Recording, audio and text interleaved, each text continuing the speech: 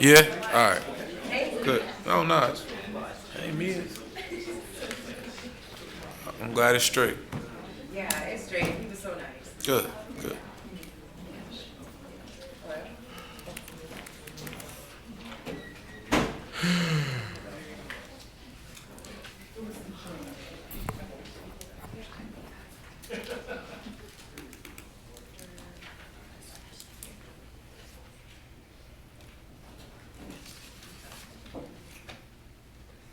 Is this an ad?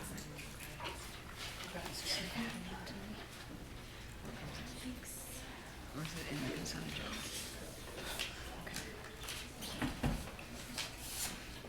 All right, call this meeting to order. We're at the consent agenda. Ms. Rice, could you please read it? Item A, minutes for June 18th, 2018. Item B, an appropriation, Charlottesville Affordable Housing Fund for repayment of substantial rehab loan, $30,113.28, second of two readings. Item C, an appropriation, Albemarle County funds to the city's Workforce Investment Fund for non-city resident workforce development training, Go Driver, $4,432.50, second of two readings. Item D, an appropriation 2018-19 Community Development Block Grant, $409,708.49, second of two readings. Item E, an appropriation for the 2018-19 Home Funds, $125,966.49, second of two readings. Item F, an appropriation Virginia Department of Education Special Nutrition Program Summer Food Service Program, $90,000, second of two readings. Item G, an appropriation Human Services Fund balance for FY 2018 expenses, $500,000, second of two readings. Item H, a resolution Rivanna Quarterly Report, first of one reading. Item I, a resolution revision of the city's 2005 street closing policy, first of one reading. Item J, a resolution special use permit for multifamily residential use and reduced front setbacks at 0 Carlton Road, first of one reading. Item K, a resolution critical slopes waiver for 0 Carlton Road, first of one reading. And item L, an ordinance easement to CenturyLink at Sugar Hollow Reservoir, second of two readings. All right, I move that we adopt the consent agenda. Second. are there any additional questions? No, all right, vote. It carries 4-1. All right, next we move on to the public hearing on parking modified zone amendments.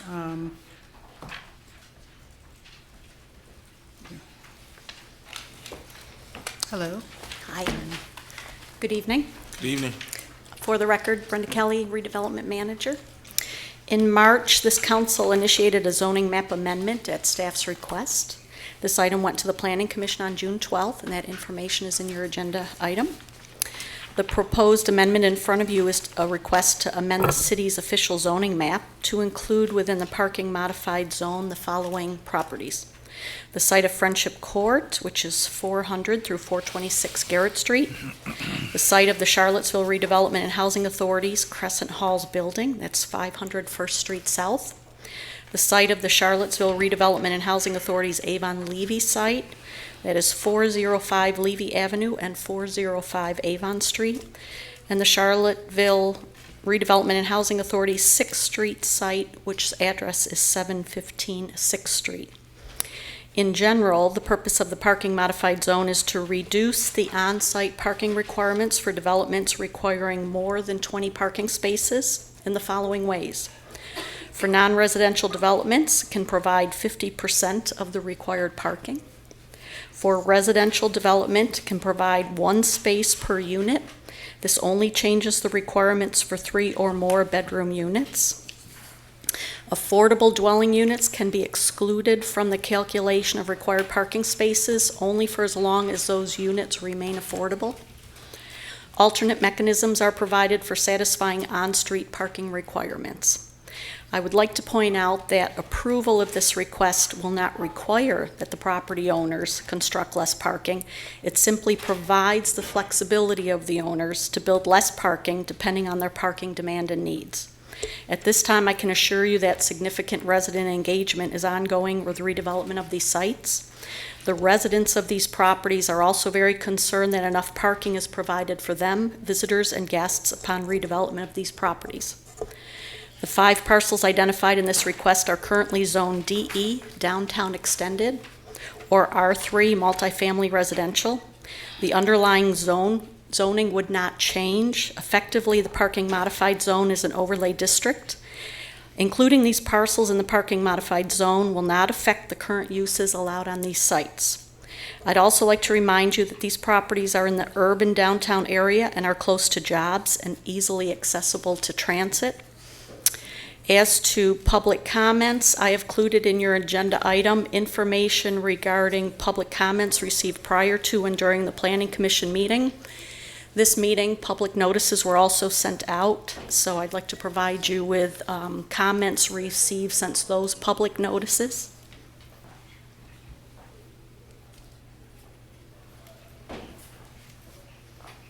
Thank you.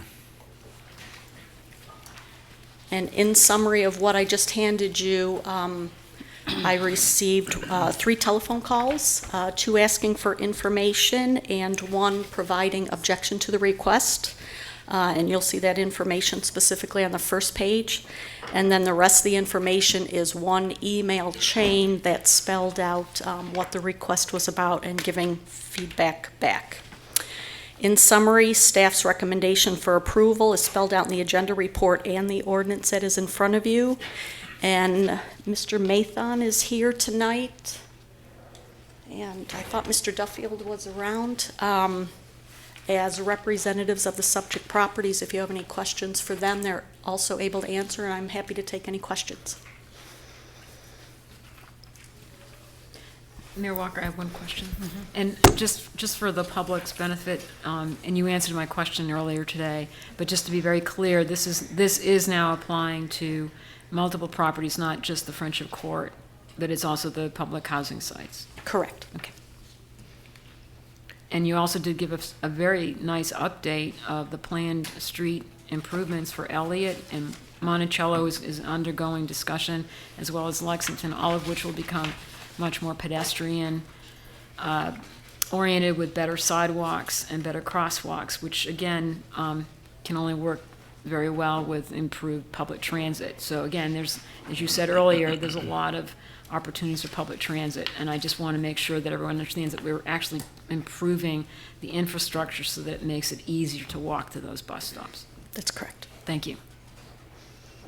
I'm just asking because it has come up from some members of the public around, you know, the accountability that there is for these groups to meet the needs. Because obviously there's surveys that are done, and that's great, and there's numbers associated with that. But what kind of is there any way that we can enforce that, you know, that the needs are actually being met?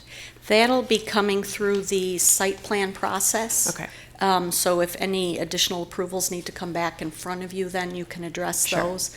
But like I said, making the presentation, both of these property owners are heavily engaged in resident input in the development process. And I think the residents may be even more concerned about having enough parking on site than many of the residents in the community surrounding the properties. And if any of these properties were sold, then it would apply to this change. would The apply approval to- runs with the land.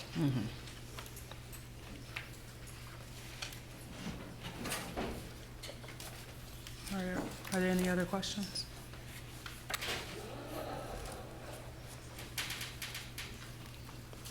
Okay. Son, would you like to?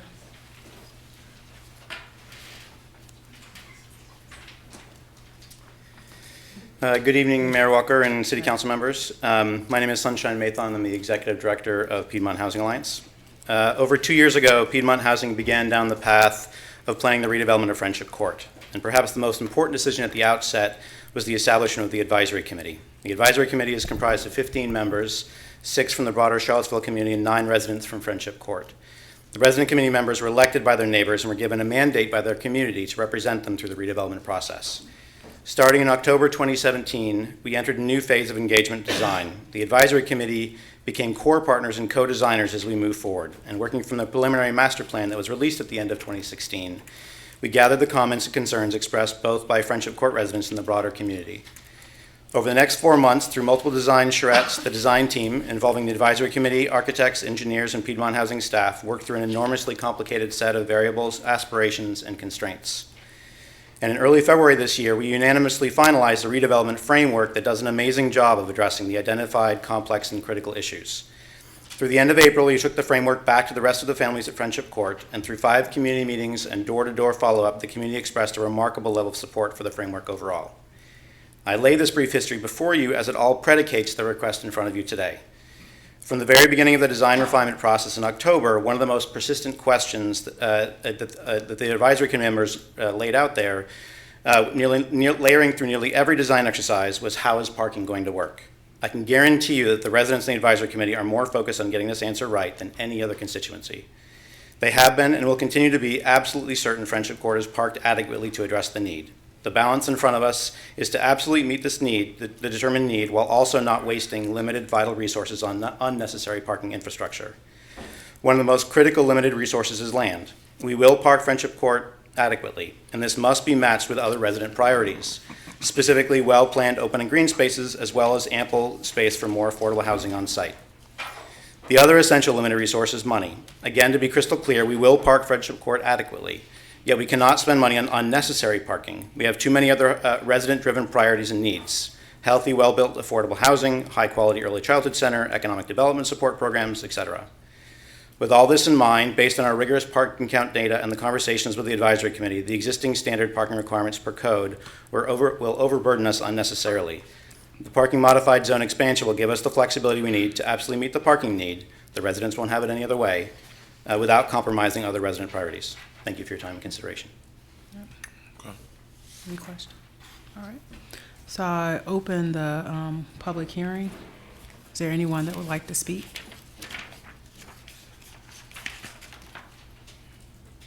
No? All right. I'll close the public hearing. Council, any discussion? I'd like to make a motion, Mayor Walker. All right. I'd like to move to approve an ordinance amending the city's official zoning map to include certain additional properties in the parking modified zone. Second. Okay. Any discussion? Mayor Walker, I'll just make a few comments that I do understand the enormous impact of the cost of structured parking on a project, and we got those cost information from the housing needs assessment. That it's on average $20,000 per space in an above ground parking structure and $32,000 per space in a below ground structure. So you could have surface parking, which is at $5,000 per space, but that eats up an awful lot of land. So again, there's a lot of competing needs and interests here, and to provide the Housing Authority and Piedmont Housing Alliance with the flexibility they need in conjunction with their residents to make those kinds of decisions is really important, because it does affect how many units they can build and how many units are going to be affordable.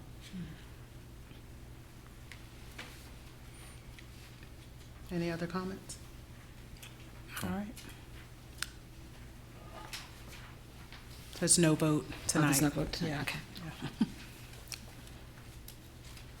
All right, next we have the public hearing on restaurant drive-through windows and highway corridor zoning text amendment, first of 2 readings. Okay.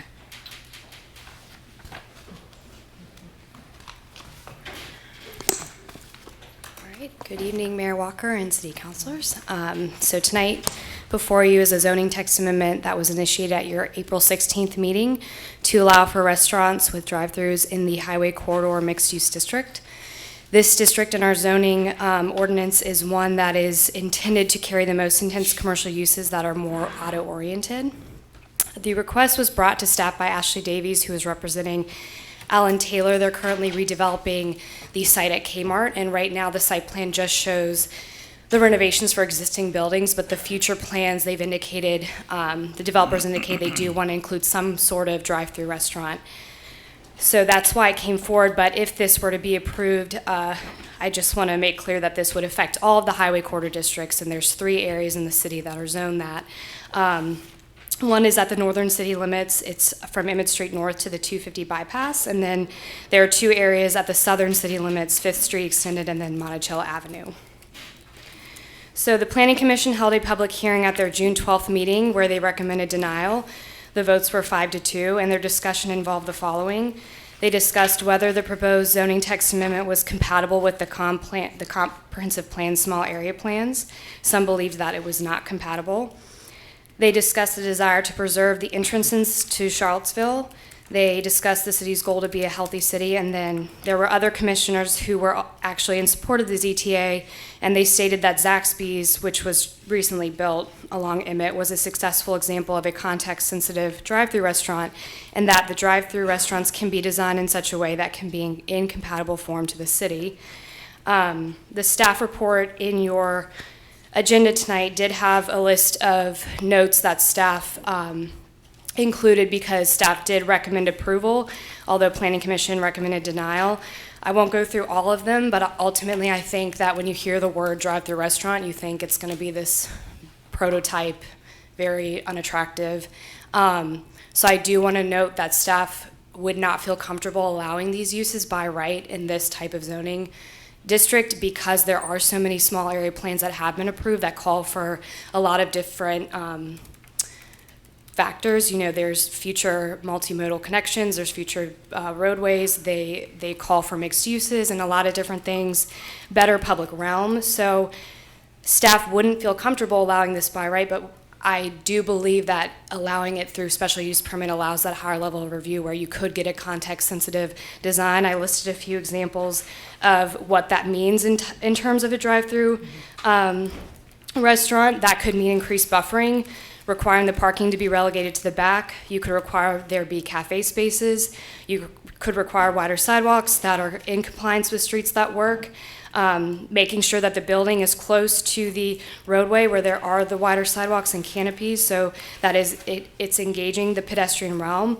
And I think when we have these special use permits, there's an opportunity where there's a requirement to have that compliance with the comprehensive plan where we're asking them to say, okay, you're wanting this use in this area. There's all of these small area plans where they're calling for all of these extra things. Show us how you comply with this, with using this more intensive commercial use.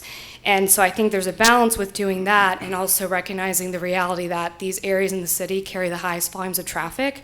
So if my question to you is if you don't want that type of use in the city, staff will follow in that direction, but I think we would need to relook at the areas where we already allow them via SUP, just because to me these are the areas that make most sense, and that could actually, if we allow those in these areas, we could start preserving the other areas of the city and relook at the areas where we currently allow them via SUP by potentially removing that use in those areas.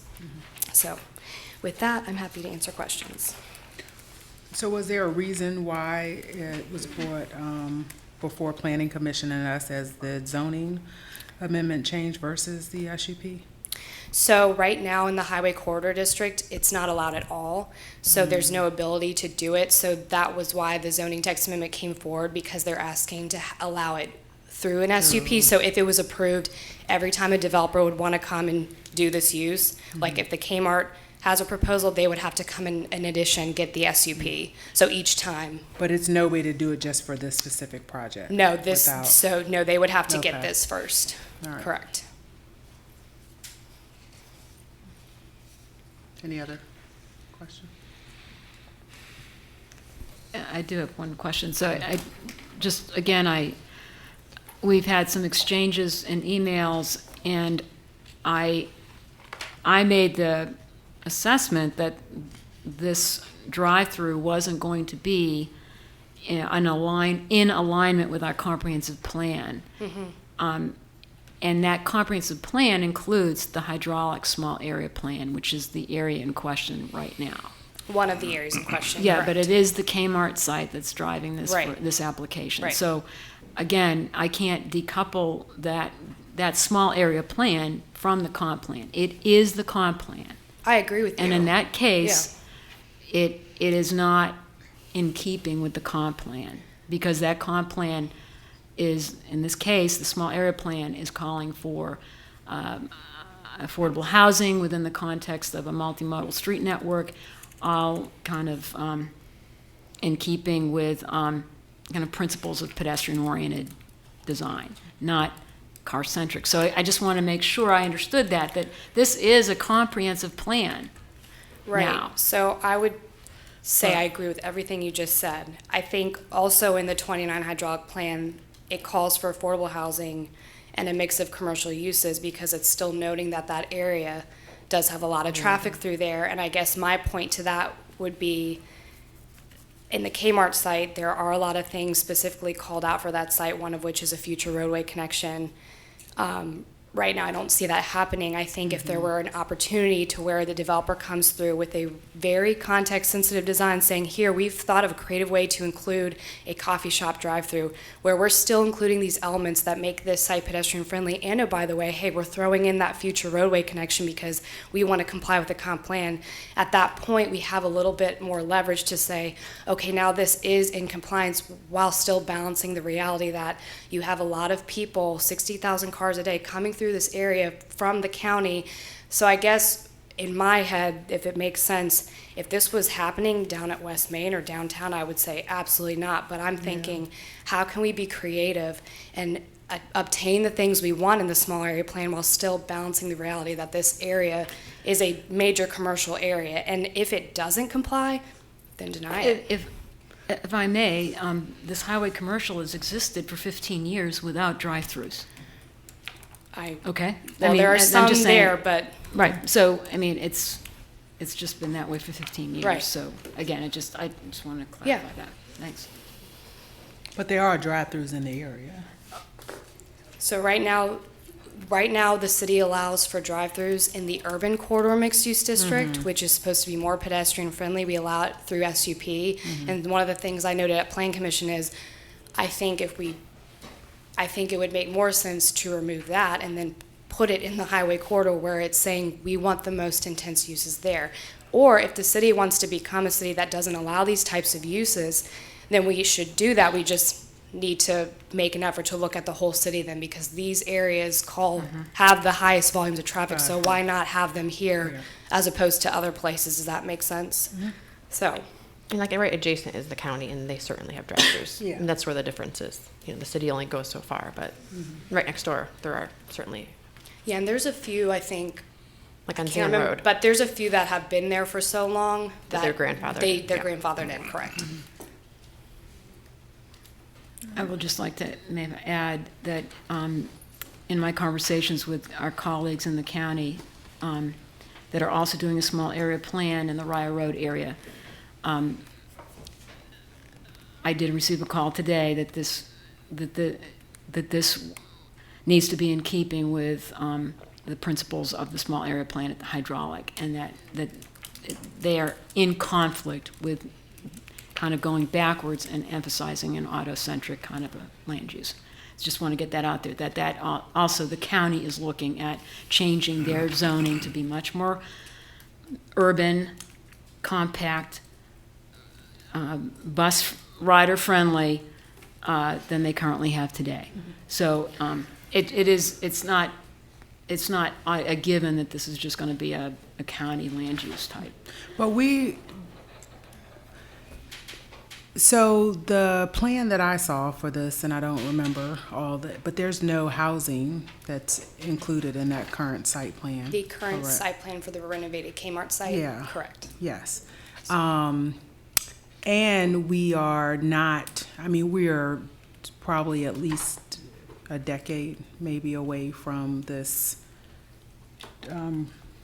this new vision of that area, like, am I? If we get the zoning changed, and within a year, it would be very much able to drive the kind of development pattern you want. Right now, as I understand it, the existing zoning highway commercial does not allow for the kinds of variety of housing types that we would like.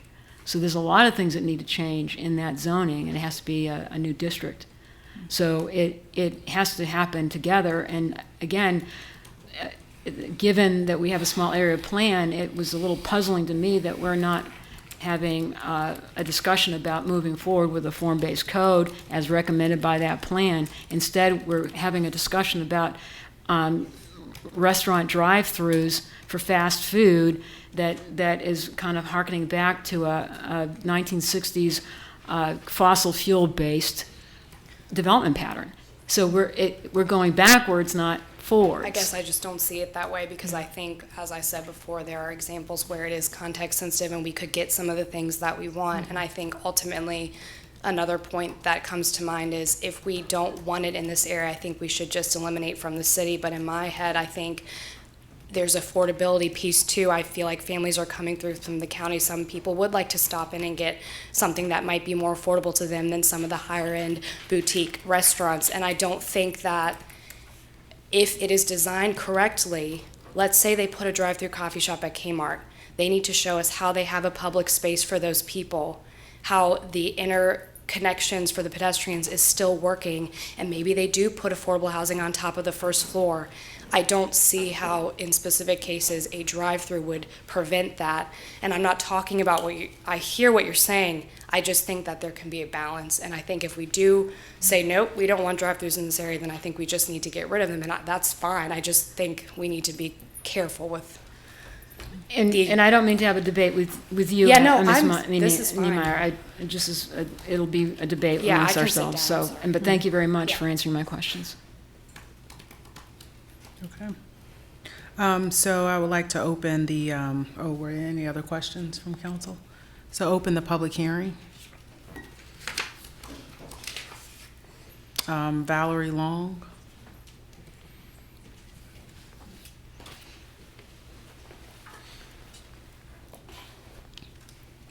Good evening.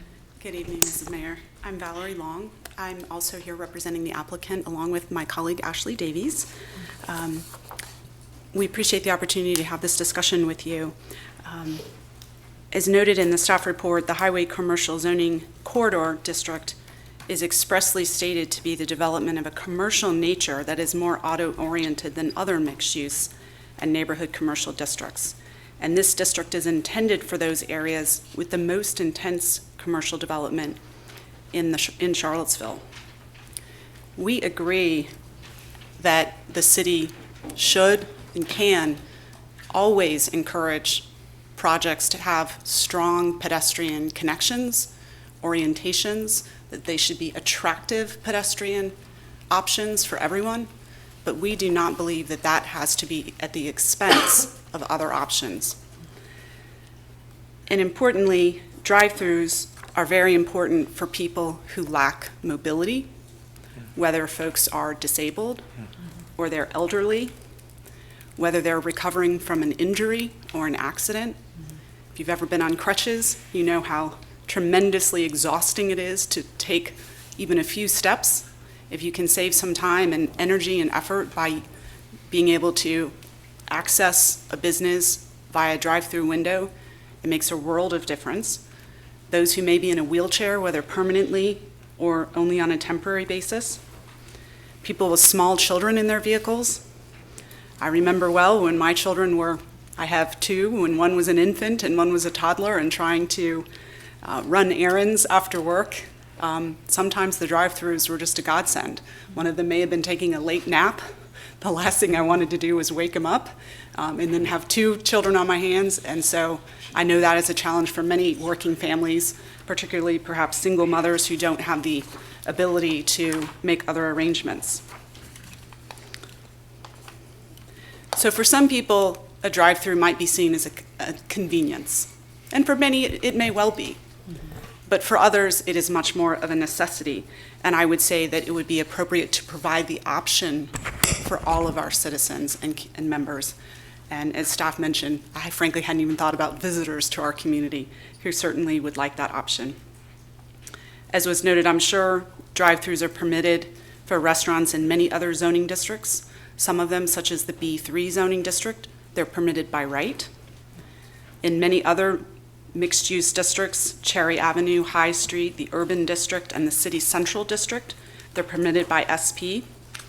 We think it was actually perhaps an oversight when the ordinance was adopted, that this was just left out of the one district that's expressly described as being auto-centric. And as staff just described, you'll have the opportunity to weigh in on all of the details of any application that comes before you in the form of a special use permit to ensure that your goals of pedestrian orientation and access are furthered and not in conflict with automobiles. And lastly, as Ms. Davies mentioned at the Planning Commission public hearing, we recently, back in 2016, worked with Albemarle County on their drive-through ordinance. They actually adopted unanimously an ordinance that allows drive-throughs by right in every single zoning district, subject to very carefully developed design guidelines that we worked with the staff to develop. I will distribute these to you all for your review, but as an example of some of the design guidelines that every application has to meet, it becomes part of the site plan regulations for any project with a drive-through. For instance, no drive-through lane shall be located between a building and a public street unless separated from the right-of-way by a landscaped area that complies with certain regulations and is at least 10 feet in depth. If it's next to a public street, it has to be on the side or in the rear.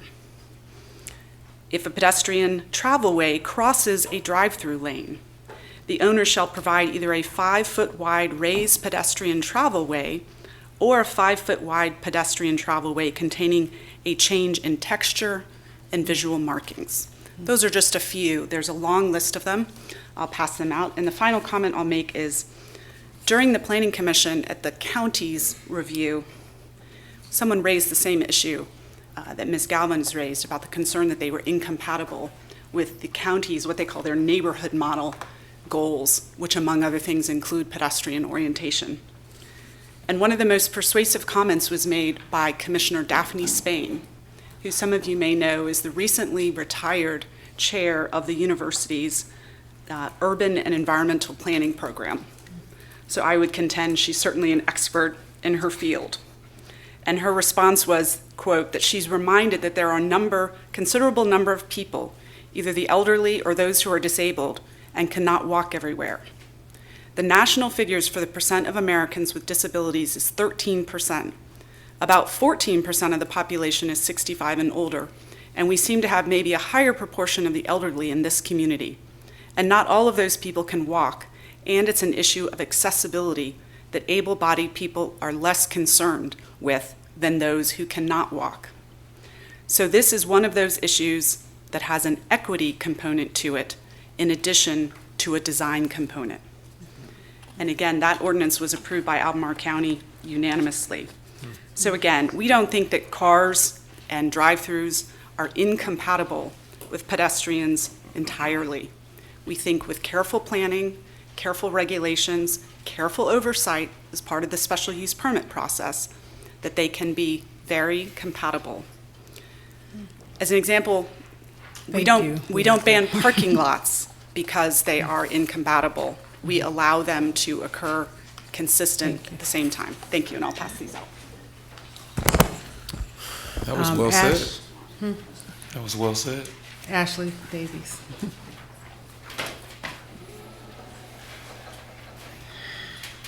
Good evening, City Council. I'm Ashley Davies, Land Use Planner at Williams Mullen Law Firm, and Valerie's a tough act to follow. She did.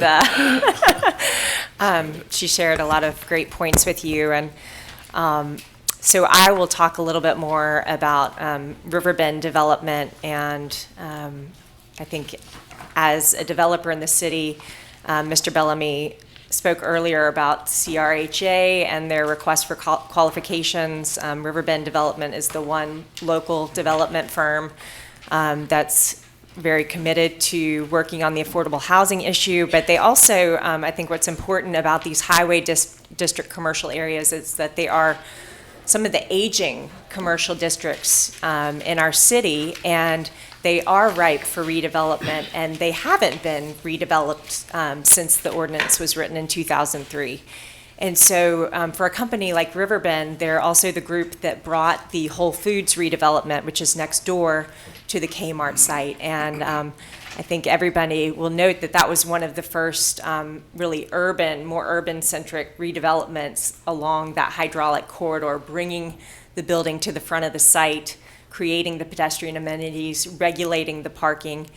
They also made the Hillsdale Drive possible between those two sites and really facilitated that part of the development. So I think they're very invested in the transformation of that whole portion of hydraulic. And in the first phase of the redevelopment, they're really re-envisioning how the commercial area in the back can transform to a better place of gathering. And this second phase really talks about how do we create more of an urban frontage along hydraulic. So I think we absolutely have the pedestrian in mind, and I think Heather had a lot of great points about, Heather and Valerie, just about how design can really inform how these more urban drive-throughs can take place. It's not just the 1960s example, and they do occur in much more urban places. It takes more thoughtfulness, but it is certainly possible, and we're committed to that. I will also note that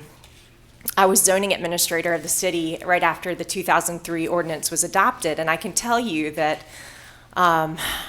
in my tenure at the city, there were plenty of times when we recognized that the matrix had an oversight. And I think just because we haven't seen redevelopment in this part of the city, nobody caught it yet. So this is just one of those things where it came up. But we truly believe it's a technical fix. We believe that it's bizarre that restaurants are treated differently. Any other by right use in this district could have a drive-through. It's just for restaurants, we say the drive-throughs counted separately. It's just odd. So it's, we just don't want to discriminate once again against providing the restaurants and also against serving those folks that are either elderly, mobility challenged, and just making sure that we can provide this type of use in a way that's both pedestrian friendly and serving our community. So thank you so much for your consideration. Thank you. Happy to answer any questions. All right. Is there anyone else who would like to speak? All right, I'm going to close the public hearing.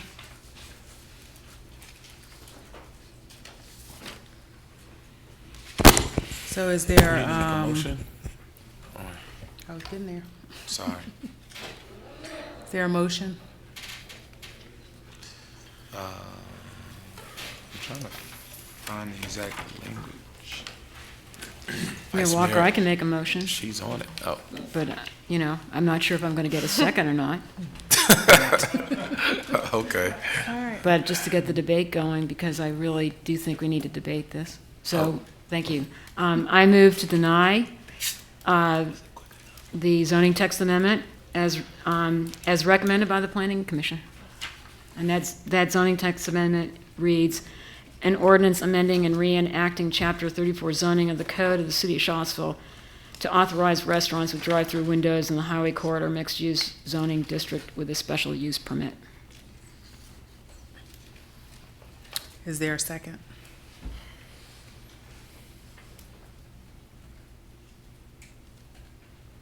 Okay, Mayor Walker, I'd like to make a motion. all right. For this ordinance amending and reenacting Chapter 34 zoning of the Code of the City of Charlottesville, 1990, as amended to authorize restaurants with drive-through windows in the Highway Corridor Mixed-Use Zoning District with a special use permit. I'll second. All right. And discussion? I will be open for discussion. So Ms. Galvin. You're the one who made the motion, so you have Yes. the floor first. If I may, I think that there are definitely compelling arguments made by many of our speakers. What initially hit home the most for me, I've been going back and forth about this, but Ms. Long's comments, her initial comments, and then followed up by our next speaker in regards to not only just the convenience of those who may be traveling, But when we look at from an accessibility standpoint, not everyone is able to go in, so the drive-through may actually make things more convenient. In my opinion, I think that's compelling enough for us to be able to move forward in this direction. And also, the last point that was made in regards to is essentially throughout the city and all of the other zoning, or I guess in all of the other zones, when there's by right, people can do as they please. If they want to build a drive, if they want to add a drive-through and so forth, they're allowed to do so. But then when it comes to restaurants, we kind of prohibit them. I don't think that's right. It's just my personal opinion, and I'm open to hearing your Sure. side and/or debate after Ms. Hill. Yeah. No, I mean, I initiated that we have the staff look at this, and I certainly support the points that have been raised by staff as well as the speakers, and I do think a lot of it comes down to design. I was present and watched the Planning Commission discussion, and I think a lot of good points were made in favor of it too by those that did vote in favor of it, and it does come down to design and also just the location of many of the properties that fall within this zone, and the fact that we do have an opportunity through an SUP to deny at any time anything being implemented. I also can't help but think about the economic development impact. As I think about that property that obviously has brought this to our attention, I just think we really need to be supporting,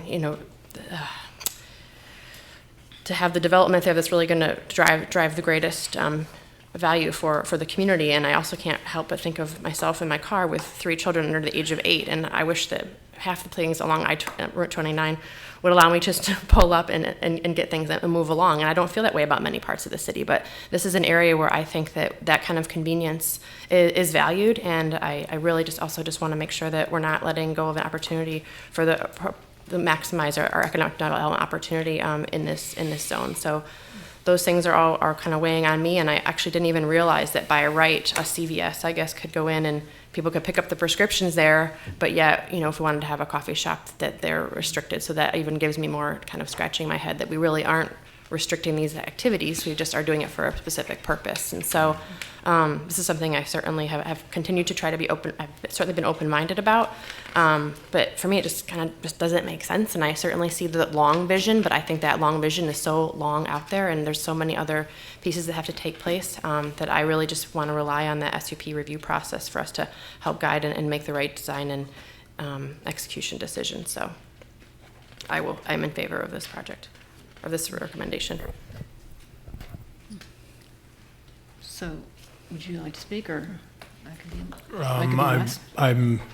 I favor it. Also, I think that I don't think it's like it's a balancing of practicalities. I totally understand the Planning Commission vote, but I think that these are very compelling arguments about looking at this gap compared to the other areas where it is allowed. That seems like a compelling argument, and that it's obviously not a moral issue if it's allowed in all these other places around the city.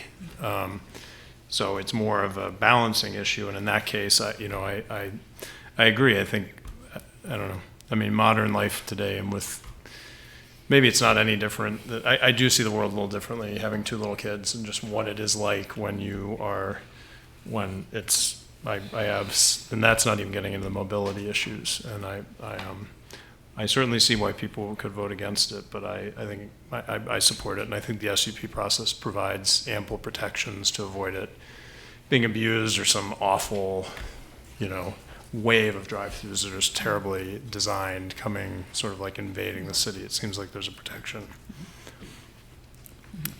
And I have some just concerns about the way we have conversations about the plans that have been developed, and whether we can go back and change our minds, like the small area plan, for example. So I have concerns about a lot of developments in the city, but I also think that since any development in that space and any other space will come back before us, just saying no automatically because of a vision that was laid out in a plan before, as if you can't go and modify that plan, is where I'm kind of why I'm supportive of this, amendment change. I just think we need to always be open. And I don't know what will happen when it comes before us, as when the SUP comes before us. But for this part of it, I think that we just need to be open in terms of just being able to change plans based on where again, that the property, what the owners have decided to do in this case, what they're submitting to us, I think just taking that into, consideration. So that's where I am. It's mainly just being more fluid instead of fixed in terms of, and then we'll have a chance to look at the plan that's presented in the future. So, Mayor Walker Mason. So, again, I just want to make sure the Planning Commission did vote 5-2 to deny this, correct? I just want to make sure that that's what I remembered. So the Planning Commission voted to deny this. The reason why we do these small area plans is because there is a desire to change. There's a desire to change the way we are doing our development pattern. And in this case, it is a very, very car-oriented shopping center that is suffering from lack of occupancy. It has a vision plan that was endorsed by the Planning Commission and this council. It is the plan that's being used to get smart scale funding. So that plan is acknowledging that we need to move away from a fossil fuel-driven economy. We do need to move towards increasing our ridership for bus driving. Ridership is numbers of units. If we don't have the number of units that we need to sustain high-frequency bus, then we're not going to be supplying good bus service for people. And that actually is an equity issue, because 10% of the people that take the bus don't own cars. About 35% of the people that take the bus are African American, and about 22% of them are living in poverty. So taking the bus is a really important equity issue.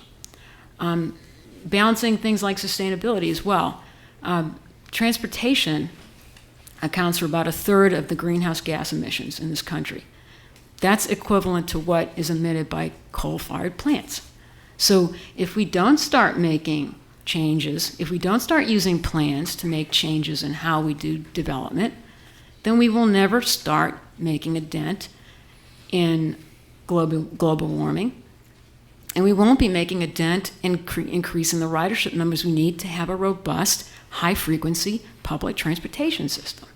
That's why we have hydraulic small area plan, and that's why there's a Rye Road small area plan on 29 to create nodes of compact development that could sustain high-efficiency bus service, maybe even a bus rapid transit at some point. So finally, the idea was raised about how this is also not conducive to those who are of the aging population, and the American Association of Retired Persons, AARP, is in full support of pedestrian-oriented design that facilitates taking the bus, that facilitates walking. So in light of the several documents that this community has passed endorsing the small area plan, and in light of the fact that we have to change that land use so that we can put in the roads, so that we can put in the affordable housing. It's 100 acres of asphalt right now. We're never going to move the needle if we keep sending out these messages that, okay, car-centric is okay. Let's just really facilitate that a little bit more for a little bit longer. It sends a lot of mixed messages. So I really can't support any change to our existing zoning unless the change in that zoning is to implement the small area plan that we approved and that our Planning Commission approved, that the Metropolitan Planning Organization, the MPO, approved, and that the county has approved as well. And I'll just challenge you a little bit on, transit and low-income riders. We can see right across the street that there are not a lot of people taking the bus out to the area where Trader Joe's and that shopping center is. So, I mean, I think we're having two different conversations, and I think sometimes we use who will be taking public transportation to support, or in this case, deny developments where the likelihood that at this point, based on how development is going in this area, that any development is for low income people is, I will challenge you on that. I think that, and so that we just need to be very, very careful about that. And that's absolutely right. The reason why we have still low ridership is because our wait times, there's 30 minutes and an hour. In order to get that down to 15 minutes, you have to have a lot more buses running. In order to get more buses running, you need more people. So affordable shops. That's what you're saying? There's going to be a lot of, this is a prime area for putting affordable housing, and it's written in the plan. Oh, I mean, places where people can afford to shop. Yes. And that's also written in the plan. All right, any other comments? No. All right. I'd like to call a question. Huh? Call a question. No, there's no vote. There's no vote tonight? No. Oh, okay, I'm sorry. Excuse me. All right. All right. Moving on. Number 5, transfer for the bypass fire station project. I think we have one before that. Where? Number 4. Oh, did I? Mixed-use development. Okay. Mixed-use development standard zoning text amendment. What was I reading before? Hold on. Oh, I got it. Lisa. I got it. Thanks. Maurice. Do you mind if I do it from here? Is that okay? Okay. All right. For the better part of a year and a half, the city's been engaged in reviewing its zoning ordinance and has been engaged in a process of moving to update its comprehensive plan.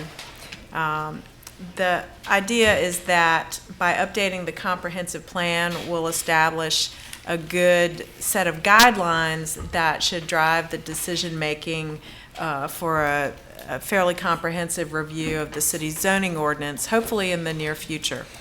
Back in November of 2016, the city attorney's office provided fairly extensive critique of the existing zoning ordinance and pointed out that there are a number of holes in it, particularly in relationship to provisions that govern mixed-use development within the city.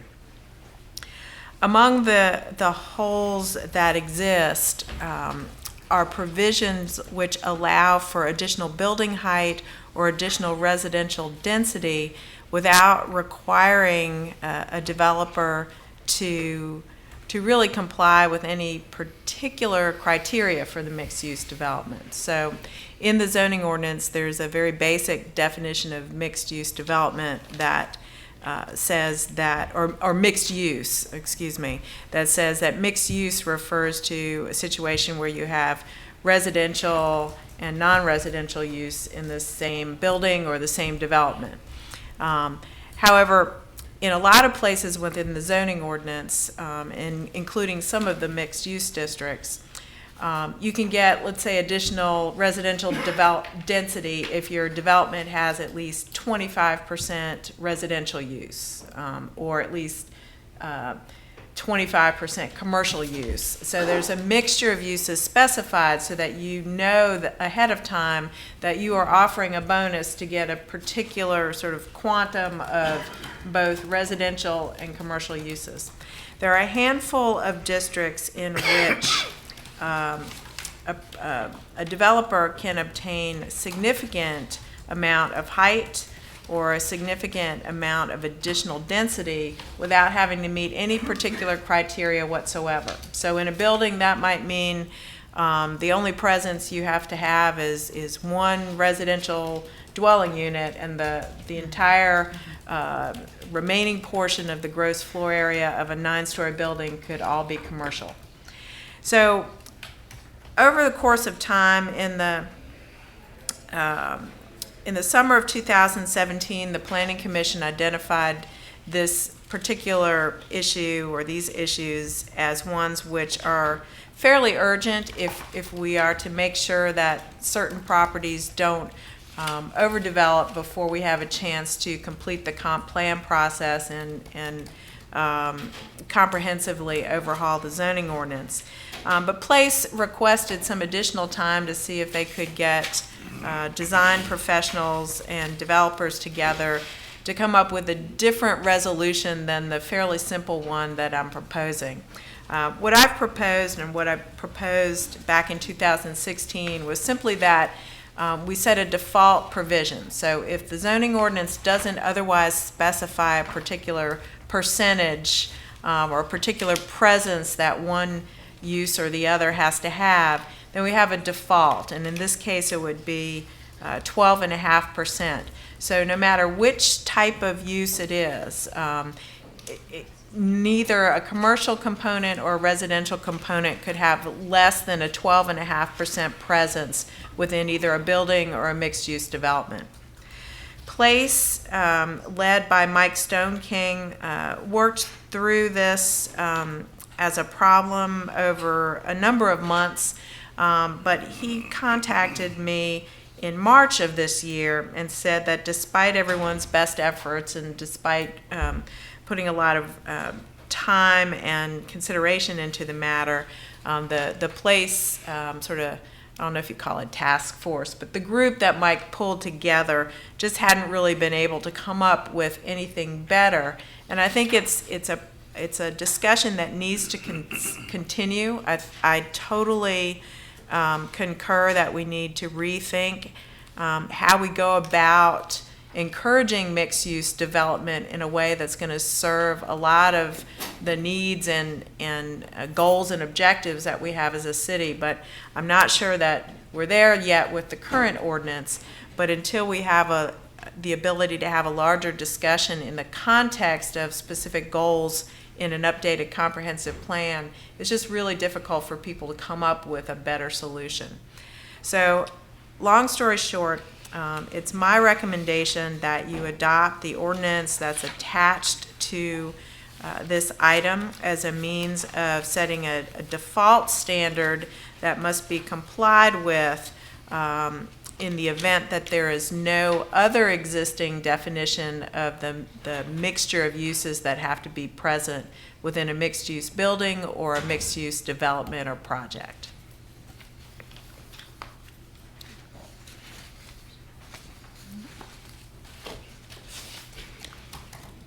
Any questions?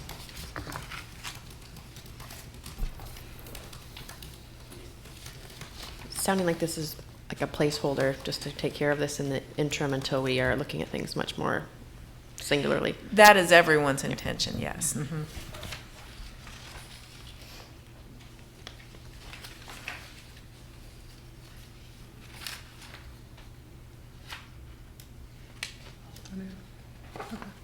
I'll open the public hearing. Is there anyone that wish to speak? Did someone over there raise? No? All right. So I'll close the public hearing. Invite a motion. Mayor Walker, I move that we adopt an ordinance amending and reordaining Article 6, mixed-use corridor districts of Chapter 34 relating to bonus height or density in mixed-use districts. Second. Any discussion? Mayor Walker, I'd just like to say that, yeah, I think there's a lot of work that went into this, and it did reveal that it was a very complicated issue that needed to be substantiated by the comprehensive plan. But I do appreciate Ms. Robertson's efforts to get us at least something that's much better than what we had. There was a big hole in our existing zoning, but we still have a lot more reform to do in that zoning. But at least thank you for getting us to this point. Okay. All right, there's no vote. So we're moving on to number 5, the transfer for the bypass fire station project.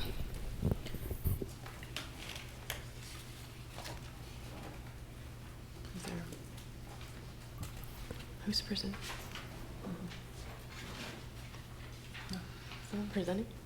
Yeah, is he here? Mike Mollica? I don't see him. Is he? They didn't think we'd go this fast.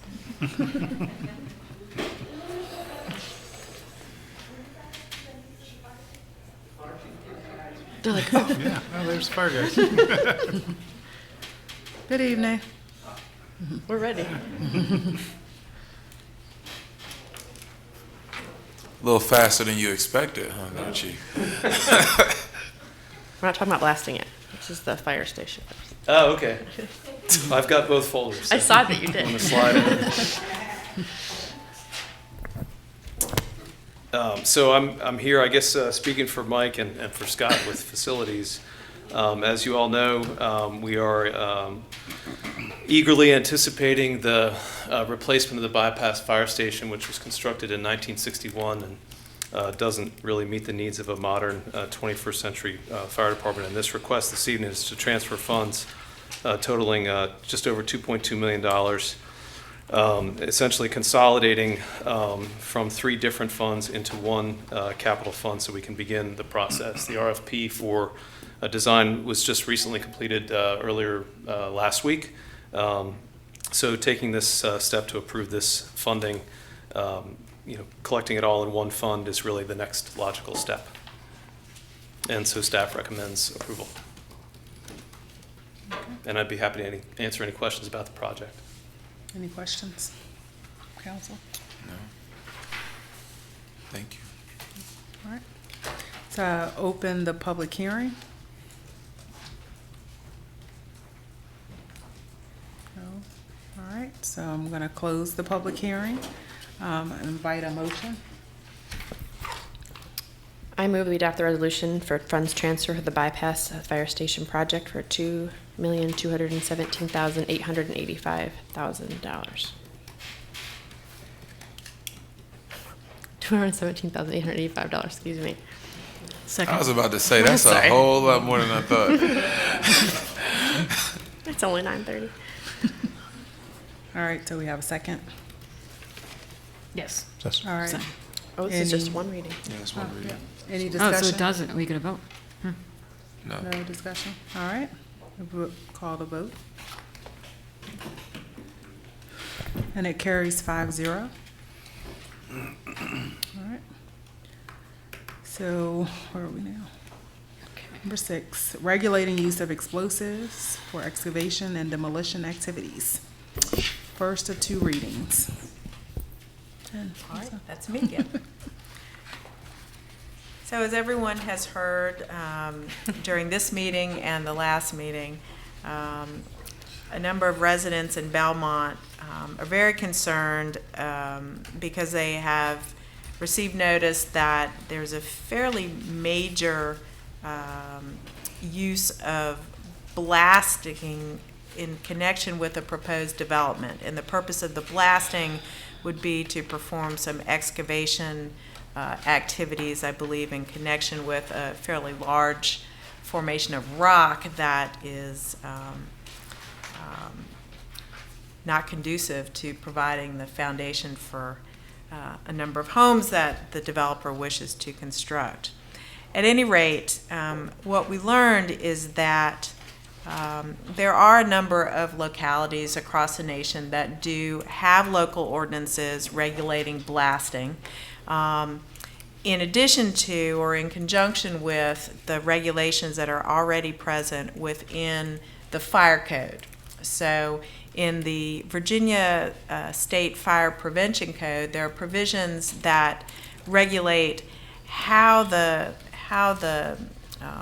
blasting itself will be conducted, so that it can be safely conducted, so that materials that may fly through the air or whatever that could hurt somebody can be the process of managing the blast itself. But separately, there are issues that local ordinances around the country want to make sure are adequately explored before a major use of blasting for purposes of excavation or demolition activities are undertaken, particularly in an urban area. There are some very tricky things to watch out for. So after doing some quick research and after receiving some very helpful input from a number of people outside the city, including Mr. Vandiver, I put together this ordinance for your consideration. The idea of the ordinance is that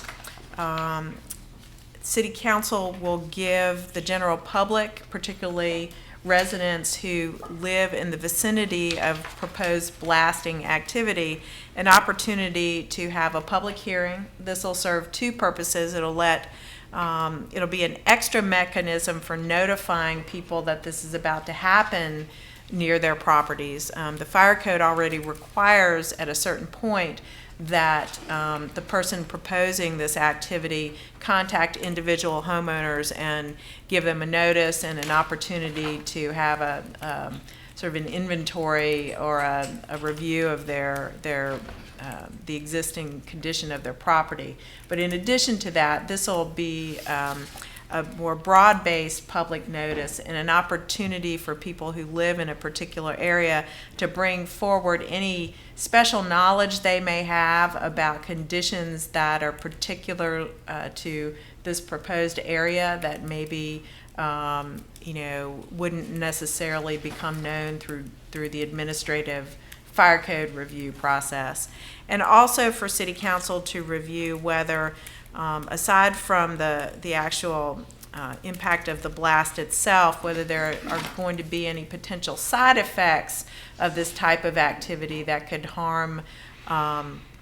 could threaten the life of a person or threaten the property of someone else at a level that could be sufficiently dangerous to be regarded as almost a public nuisance type activity, a significant danger to the public or to property. So we put this together. There are a number, the idea is that someone would bring an application forward through the city manager's office to City Council. There would be a certain list of informational materials that have to come in with the application so that City Council would have that information available and so that members of the public who might want to comment on it could have access to the information in advance of the public hearing, much like we do with zoning cases. There's a notice of a public hearing posted in the newspaper, and along with that newspaper notice is an instruction to contact this person if you'd like to review the file on the materials or the staff report on the materials. So the materials could be made available to people ahead of time. This would not control the outcome of the fire code review process, but that would be on a separate parallel track. But the blasting could not occur unless someone had both permits. So they would need the approval of City Council at the end of this process, and they would still need to comply with the administrative fire code permitting process. And then, as you can see, once you go through the process of reviewing an application and conducting a public hearing, then City Council would review all of the information that's been presented and would have a period of 60 days to make a decision about whether or not a permit or a permission of City Council should be granted.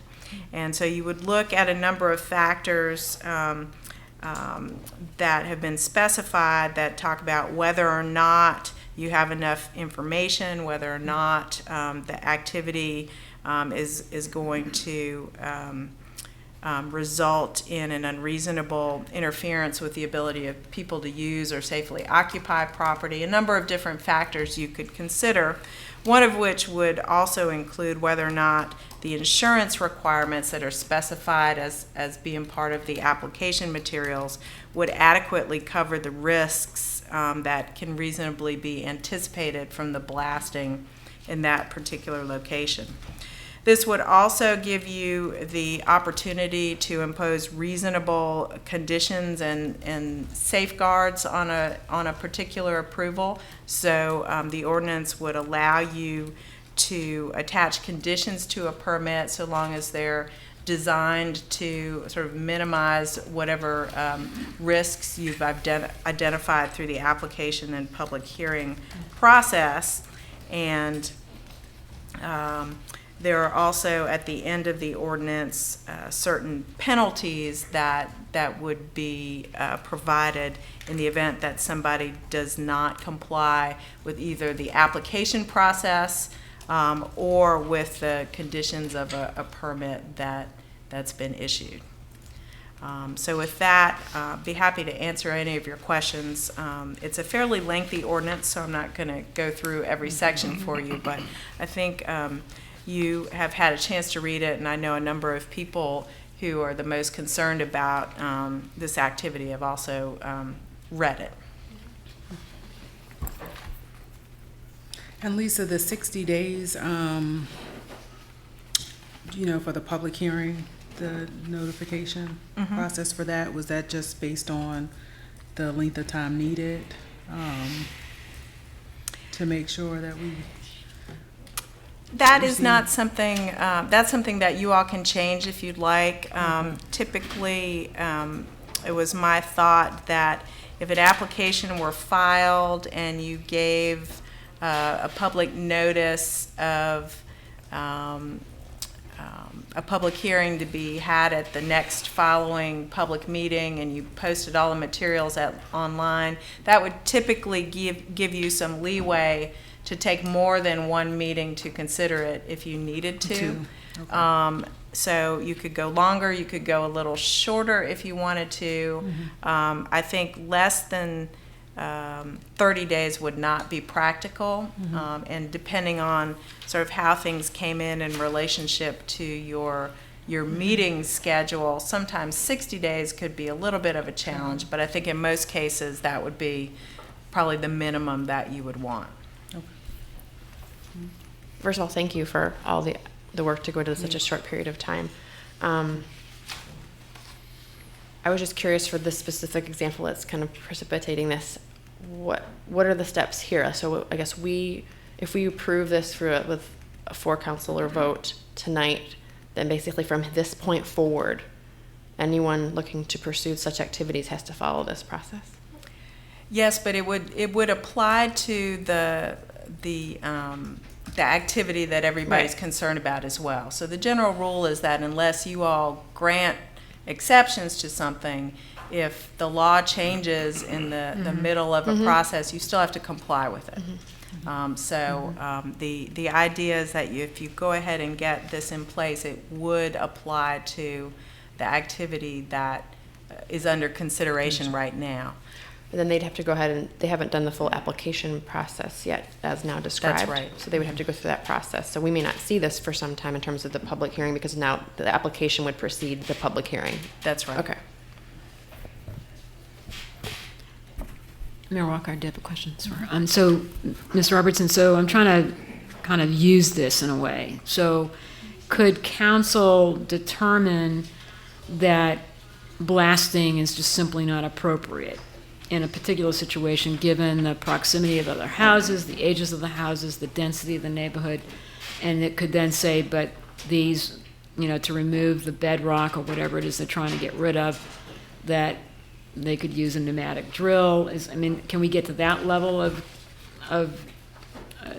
direction to the applicant? So I think what you'll need to do in every case is consider the quality of the application. So, it's going to be incumbent on the people proposing to do the blasting to bring you their best case about, typically I would think that they are going to have arguments about why the blasting is either the only reasonable way to go about this, or it's the only economically feasible way to go about this. But they will also need to convince you about that, and you'll have to weigh that against the safety factors. This ordinance requires them to give you a fairly substantial amount of engineering data and analysis and geological information. So you all are going to hopefully receive well put together applications. And if someone convinces you that they've thought through all of these things and through the public hearing process, you haven't received information about special conditions that exist in a particular area or particular risks that haven't actually been addressed and explained within the application, then you might decide in that case that between the insurance and any reasonable conditions that you might come up with, there's a reasonable balance between economics and safety in a particular case. But if you're not convinced, and if there isn't a well put together application that shows you through that engineering data that this is going to be safely managed and it can be conducted within a reasonable degree of safety for individuals and for property, then the point of having a permit process is that there may be cases in which you are able to say no. But it will have to be based on the information that's in front of you. Right. So, sorry.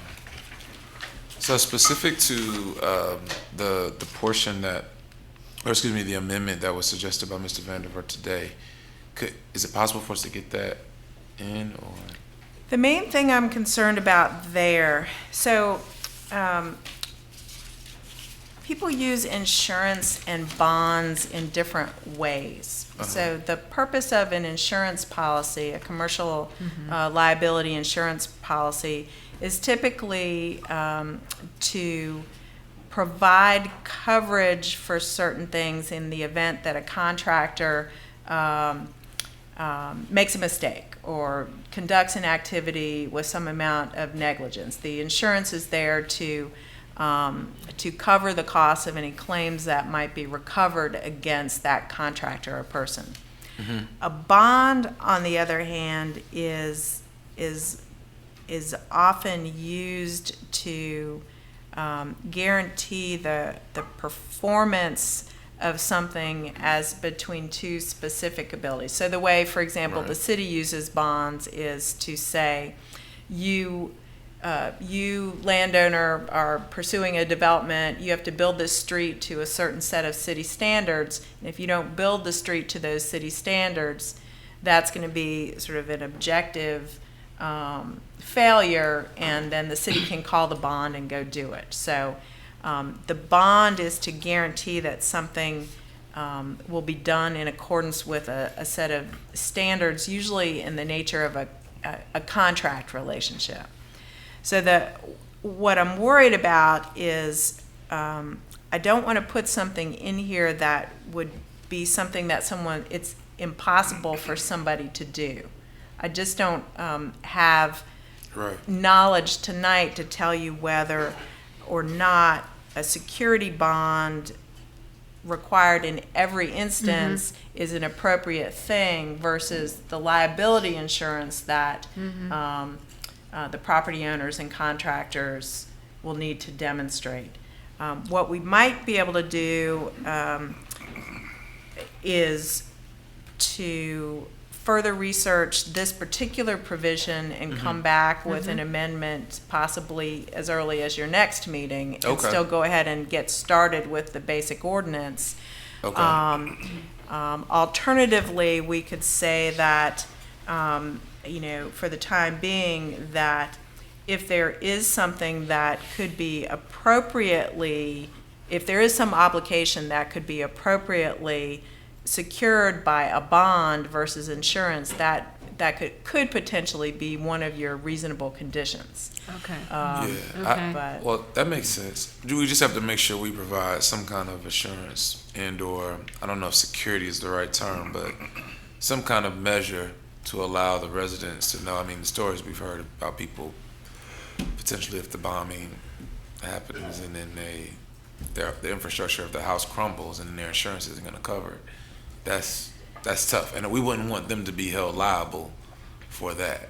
Right, and that's typically what insurance is supposed to Right, cover. right. All of the people engaged in the blasting activity are required to have insurance coverage for that activity, including under the fire code standards. So what we have to figure out is what above and beyond any insurance for the blasting activities and the damage they may create, what above and beyond that is necessary in your ordinance. Right. And that's the question I don't know the answer to tonight. Well, And thank that- you. And I apologize. Real quick, Ms. Guy, when I said bombing, I meant blasting.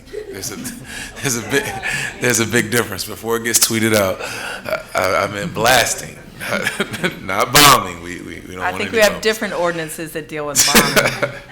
Correct. Mayor Walker, I have a question. So Feels like bombing to us. related I to that section about insurance, it reads proof of insurance from the applicant as well as the blasting contractor, minimum for each. Is that for each person who has had experienced damage, or is it for each blast? It's for the contractor as well as the applicant.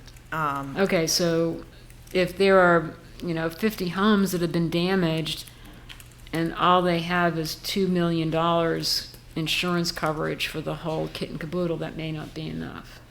Well, so it's That's $5 a million minimum. in the aggregate. Aggregate. And $2 million for each occurrence. And those were some numbers, again, I didn't have time to do a lot of research about appropriate levels of insurance. Okay.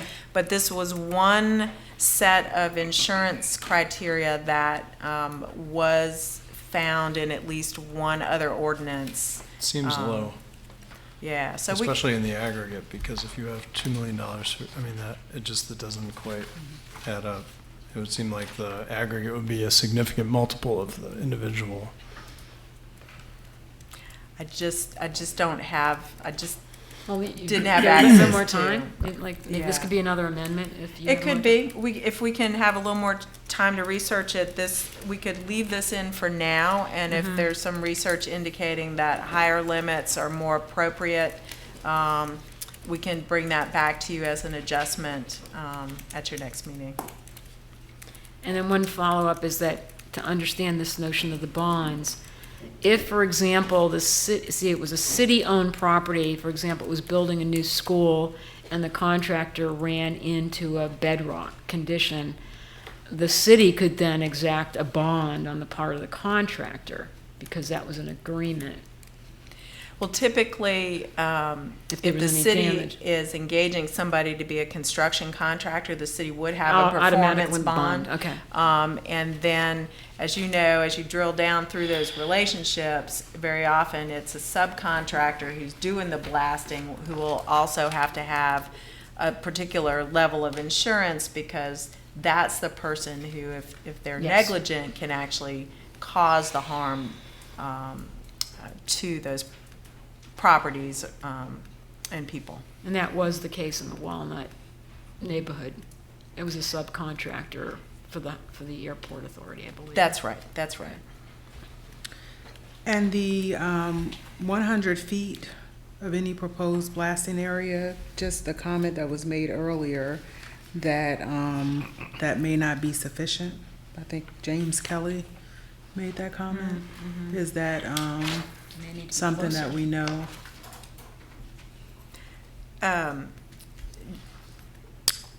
Do we need to, where it says written consent forms executed by the owner of every building, structure, utility line within 100 feet? So, you're saying that you'd like it to be more? Yes, that's what Instead he of was 100. saying. I don't know. Oh, But is okay. that something that we could, do we know this for sure is sufficient? Yeah.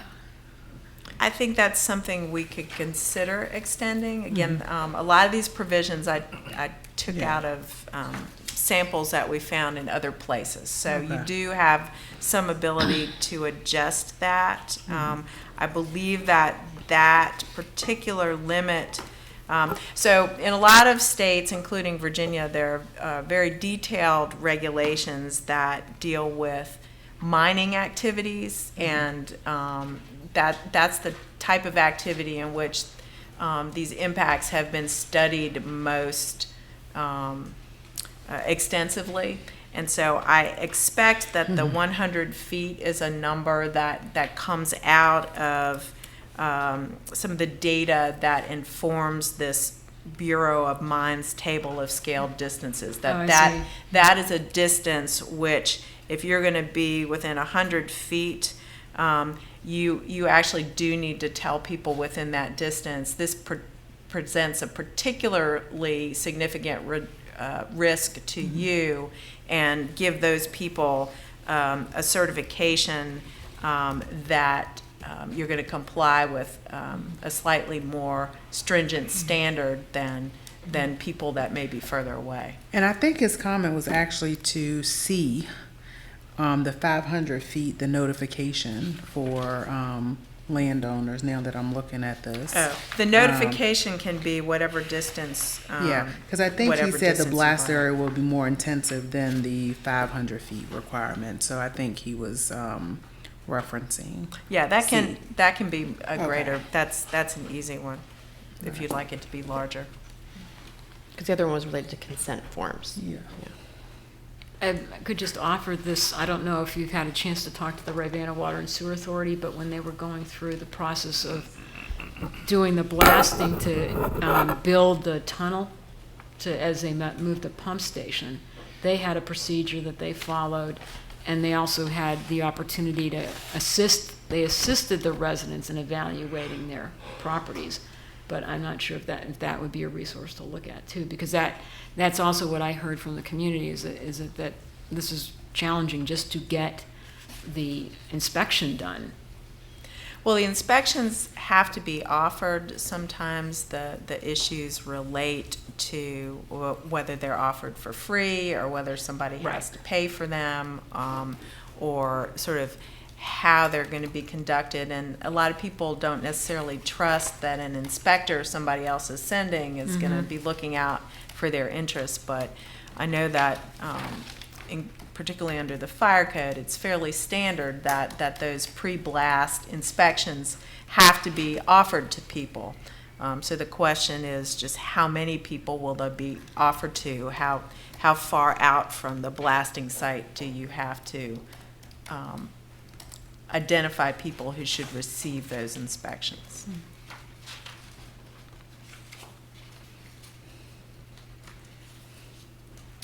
Is it,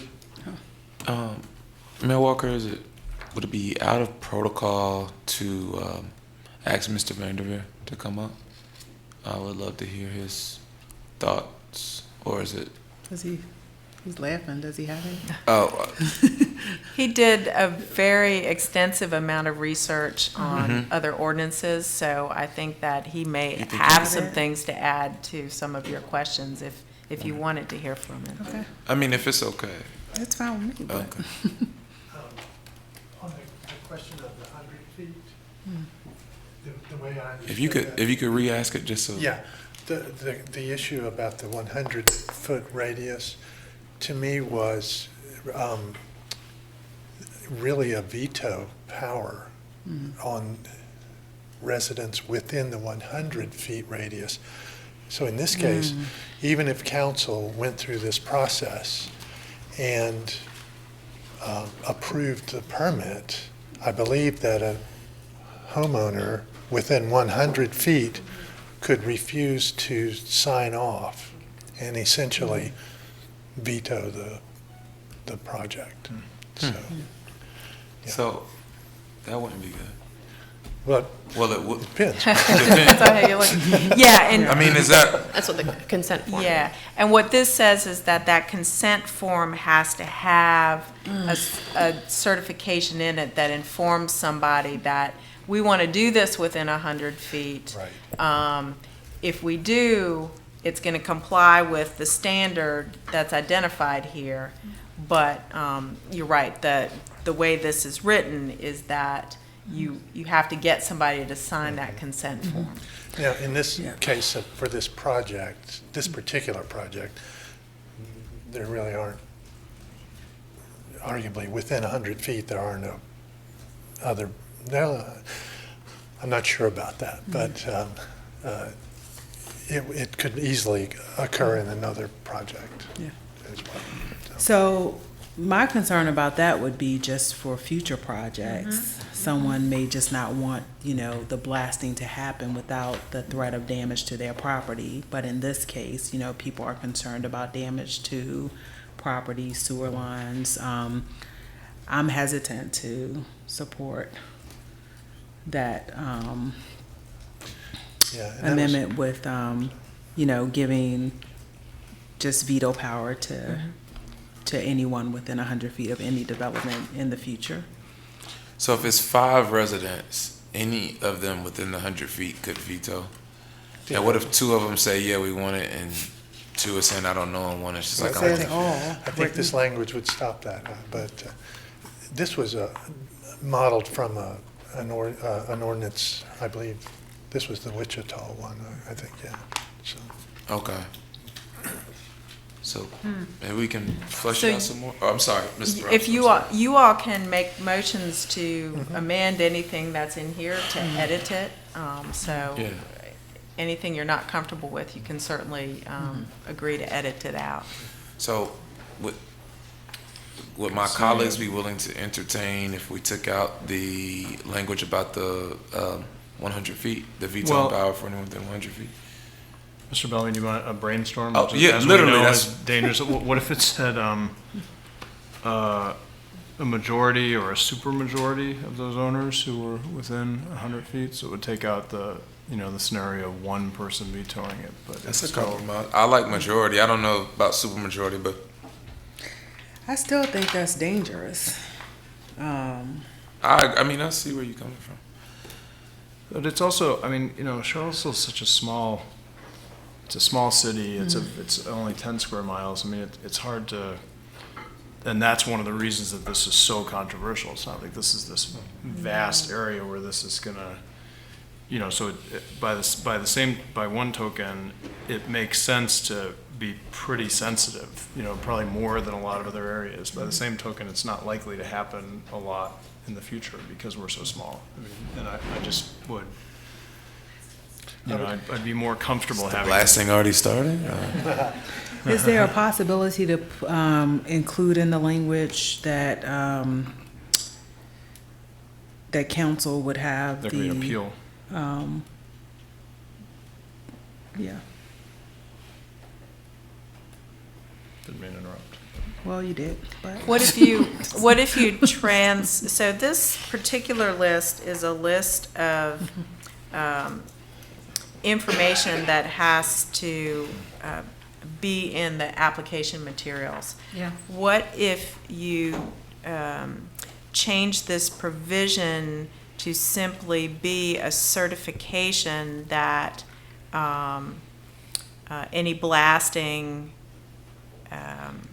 within 100 feet of a building, structure, or utility line will conform to this standard that's articulated here. So it's not, you would eliminate the reference to consent forms, but you would just translate this into, the application would include a written certification of the blasting contractor that if there are building structures or utility lines within 100 feet, the There is blasting would engagement. comply with this standard. Yep. Okay. And how does one prove that that standard is being complied with? The certification is, Well, the blasting contractor would make the certification, and that's the person who will be on the hook for making sure that it's carried out in Okay. accordance with the applicable standards. Okay. And then if there is, so you can either accept the certification, or possibly in your conditions, you could craft some sort of a condition that would require sort of verification of So if I may The ask, then compliance. it's not really, we're not really, in your argument, we're not really looking for a consent form, we're looking for a verification form that a certain procedure has been done. Or will be done. Or will be Because done. this is going to Okay, be in advance. so the word consent is the problematic thing. Right. Okay. I'd be happy with that, to turn it into a verification form in accordance with these U.S. Bureau of Mines Table of Scale Distances, as opposed to a consent form. Okay.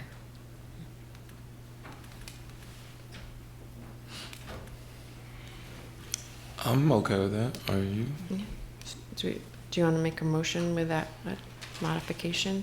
And then I guess we're saying that some of those other changes, we're just going to do some more research on, and then we'll just have a revised version will come to us as soon as 2 weeks. We'll do the revised version. Excuse me. The revised version would be voted on at the next meeting. It could Yes, be. I think It's revised. if you adopt, If if we you adopt this. decide to waive the second reading, and if you decide to adopt this ordinance tonight, it'll go into effect when you adopt it, and then we can do some additional research on the bonding and, The 100 feet thing. No, we just No, solved that one. That was Okay, so that's second thing was Insurance. Insurance. Insurance. excuse the me. Bonding and insurance insurance limits, the insurance coverage limits. We can bring you additional information on that, and you could Bless you. amend the ordinance at your next meeting if you wanted to. But I do feel like there's a sense of urgency here. yeah. Ma'am in the back. Does that sound good to you? Is there going to be an opportunity for public hearing? It's valid. Is there further So yeah, at the next meeting, we would have another public hearing on this? No. Or would they be able to just comment during Or should matters refer by to- the public? Or should refer to public hearing when we actually go through this, as part of this process. There's a Well- public hearing as part of this process, yes. Yeah. Meaning that when we entertain these applications, there will be a public hearing where people will be able to share. Yeah. Oh, Yes, you're it should. right. Yeah. Excuse me, you're right. All right. Okay, so. Solve the problem. So is there a motion to edit the provision to delete the reference to written consent forms? So moved. And second. And So then, do we do And then we do a second motion. do we do a vote on that motion to amend separately from, Yeah. because I'd like Yeah. to, if you okay. vote on that amendment, then that'll authorize us to make the amendments. And then after you vote on that, you can vote on the ordinance as amended. Okay. Okay. Okay. My comment is I'm gonna vote against that, because I think that I prefer to stay with this than just get rid of it, but. But you're fine with this part, and then you want to vote against the next part, correct? No, he No, wants he to just vote wants to against keep it the as it language. is. Oh, keep it as. We're just okay. removing eight Forgive me. entirely, that's the motion? No, we're gonna No. modify the We're not- language. We're just modifying the language. To, Instead of say- written consent, it's verification. Release. Right, so we're going to edit out all of the references to written consent forms, and we're going to say that the application materials have to contain a certification that all blasting will conform to the limits recommended by the U.S. Bureau of Mines Table of Scale Distances when that blasting is conducted within 100 feet of any building, structure, or utility line. Yes. So there's still something with engagement to the owners of those properties. No, this would just be part of the application materials, but the engagement of all of the individuals would be through the public hearing process generally, and the ability to review all of the application materials that come in to you.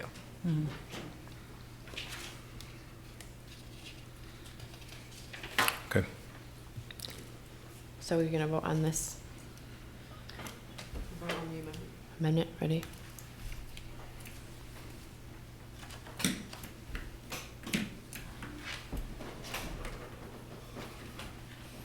And it carries 4-1. Okay. And now you just need to take a vote on whether or not you would like to waive the second reading of the ordinance. Or make a motion. I make a motion that we will waive the second reading of this amendment. Okay. Of the ordinance as amended. Oh, so of the ordinance as amended. Big difference. That is a- Second. All right, and vote. Vote on that. Now your Okay, there we motion go. That to carries 5-0. adopt the ordinance as amended.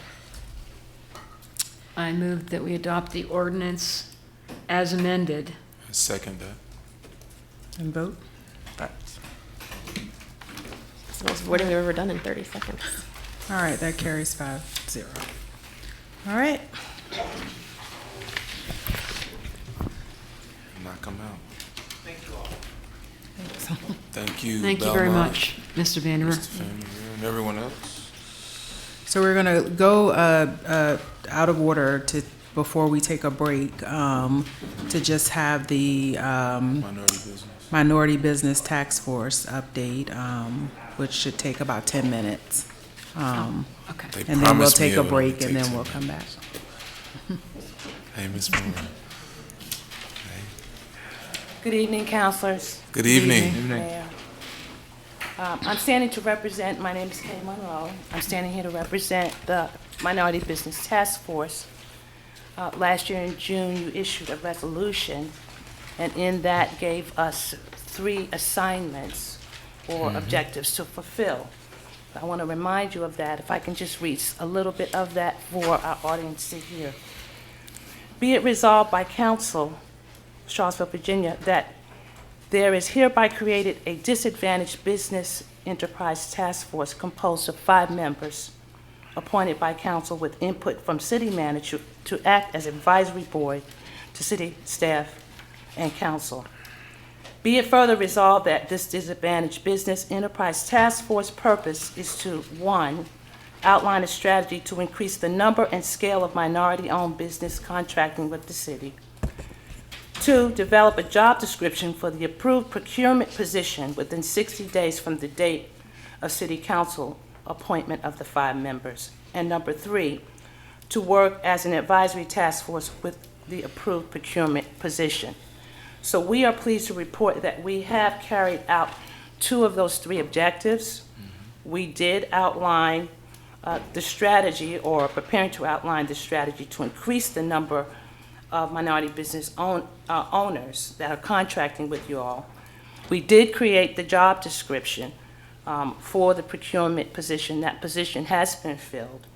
And the last one, number 3, to work as an advisory task force with the approved procurement, we are not able to report having fulfilled that because the position was just filled. So our recommendation to you all for consideration is that you would allow this work group to continue to work in capacity for up to 1 year. We don't need any additional other than to allow this new hire to learn from us or work together to support her onboarding and her success in developing the position further. Thank you. Yes? Great job.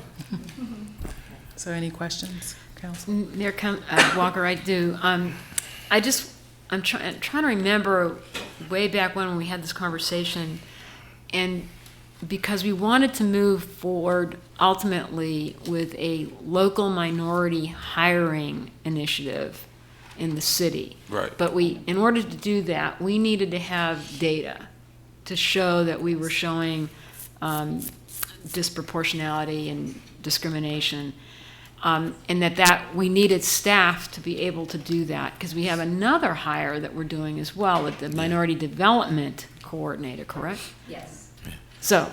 MVP and MV. So is this something that this group would be involved with, working with our new staff to get that report done so that we could actually then go to the General Assembly to request the ability to have a local minority hiring ordinance?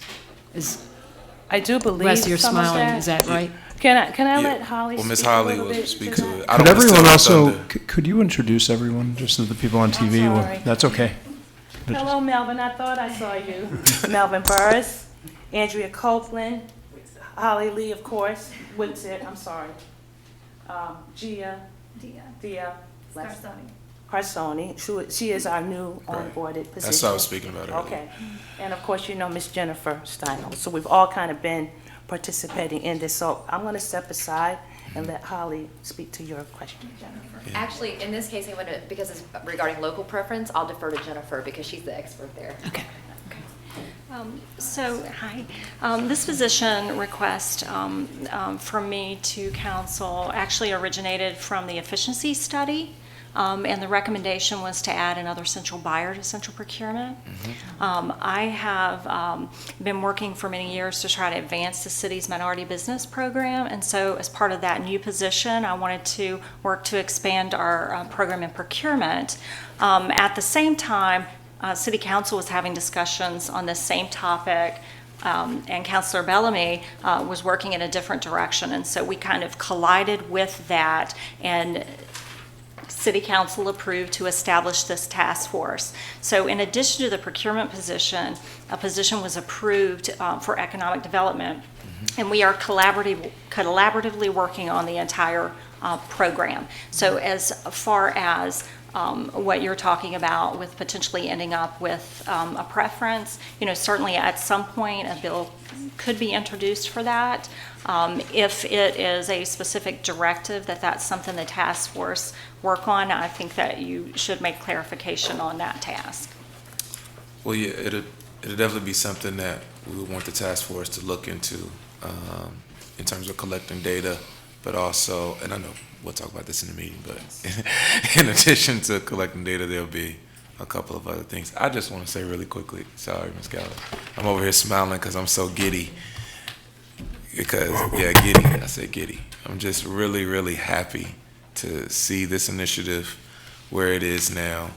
This is a lot of work. I know Jennifer was working really hard, and I was going back and forth to Virginia Beach and researching and all this other stuff to get these positions. And I'm just very, very proud of the task force and the hard work that you all have put into it. And I mean, this is really, really going to move our community and our city forward. Even as we heard from public comment tonight, some people saying, how can we do more things for Black businesses, minority businesses? And it just feels good to say that, like when we say we're working on it, it's not just some abstract idea. We actually have people who've been hired in these positions, and we're actually doing the work. I didn't think we would be able to get it at first, but to see y'all here a year later, it just makes me really, really happy. So thank you. Thank you. And thank you to my colleagues on council. Y'all grilled me about this a year ago and made sure it was very thorough, but we're here now. So it's just really good to see. Well, Mayor Walker, I have a question for council. Would council be interested in working with a research arm of the university to work with this task force to do the research we need? I would personally defer to Jennifer and Ms. Lee, and the task force as a whole, Ms. Monroe, Ms. Copeland Woodson, and so forth. Okay. So because I don't think just go. If I could just bring this, if to a them, possibility if that's arises, that there could be enhanced capacity to do research in this area, to get at that data that we need to actually get an ordinance like Virginia Beach has, because as I understand, we need that research before we can actually have a local minority hiring preference ordinance that applies not just for city contracting, but just one thing that I did learn, if I may, Ms. Jennifer, one thing I did learn even through that process, and as I was saying, we need to do it like how they're doing it, but Jennifer is literally well respected throughout not only the Commonwealth of Virginia, but throughout the country for her forward thinking and her practices. So I have complete trust in regards to if it was something that we needed to add or do more, she would let us know. And I don't want to speak for you. I just wanted to make sure that I added that Jennifer definitely. Well, would you mind if I gave you a contact? Because I do know, like, Councilor Hill has talked about how it's important to use our local resources. And this would just be purely your own discretion, but I've been contacted. Sure, and we actually worked with the Batten School on a project last year, and they They did a wonderful job, presented a report that we've been working to carry out for Charlottesville Area Transit. So UVA has been great to work with. And Great, so I'll certainly- just let you know once because people have reached out to me about this. Okay. All right. Great, thank you. Thank you so much. Thank you. Thanks. So, any other questions, discussion? It's good to see. And just the, Great job. See you later. just the contact that you'll be sending if they want to use someone else, or it's, Just a resource from Yeah, the they university, can. because they're starting a new initiative to really provide a research arm for local government.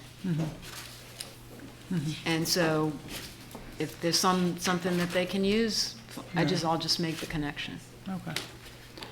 All right, so I invite a motion. I'd like to formally make a motion. What is this? Last page. Is there- What do we have to do? It's just those are support, right? No, it's a resolution. There's a on resolution. the, Yeah, it's a vote.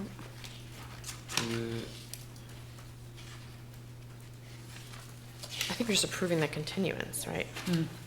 So on the last Okay. page, is that? Okay. So I'd like to make a motion to approve the continuance of the Minority Business Task Force as an advisory task force with the city's finance department / procurement and risk management division and Office of Economic Development. Second? All right, vote. All right, it carries 5-0. Yes, ma'am. Great job, everyone. Very, very Thank you. proud. All right. So we're gonna have a quick break, Quick. 5 minutes. Oh, 5-minute break.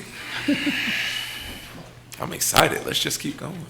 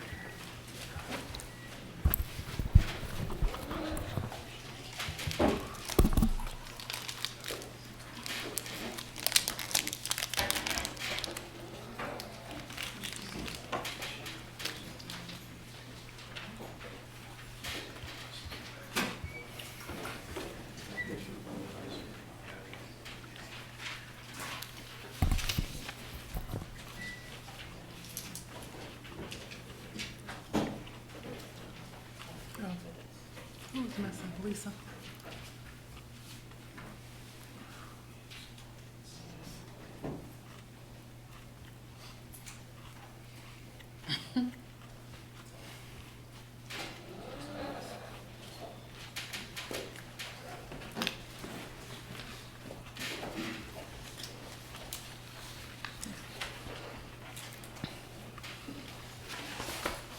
All right, so I'll call this meeting back to order. Next, we have number 7, 946 Grady Avenue, Dairy Central, first of one readings. Reading. Good evening, Madam Mayor, Council. As you can tell, I'm not Brian Haluska. Brian, unfortunately, the grandmother passed away, so he attended the funeral and he's not back yet. So I'm filling in for Brian this evening. Thank you. This application, the project is located at 946 Grady Avenue with additional frontage on 10th Street and Preston Avenue and West Street. It's about 4.386 acres and currently zoned Central City Corridor, which allows single-family development and also encourages mixed uses. The application is for special use permit for additional height and residential density. Currently, the property is limited to 43 dwelling units per acre by right development and a maximum of 50 feet in height. The applicant is requesting that the maximum residential density be increased to 60 dwelling units per acre and up to 65 in height, and modification of street wall regulations along 10th Street and West Street.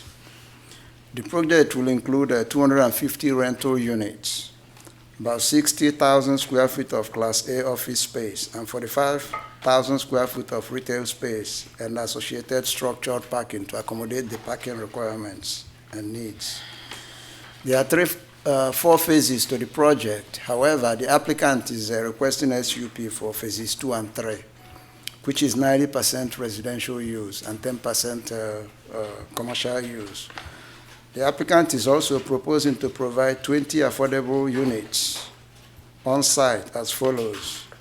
5 units, it's what the applicant is required to provide. However, he's proposing to provide additional 15 units in addition to the 5 units.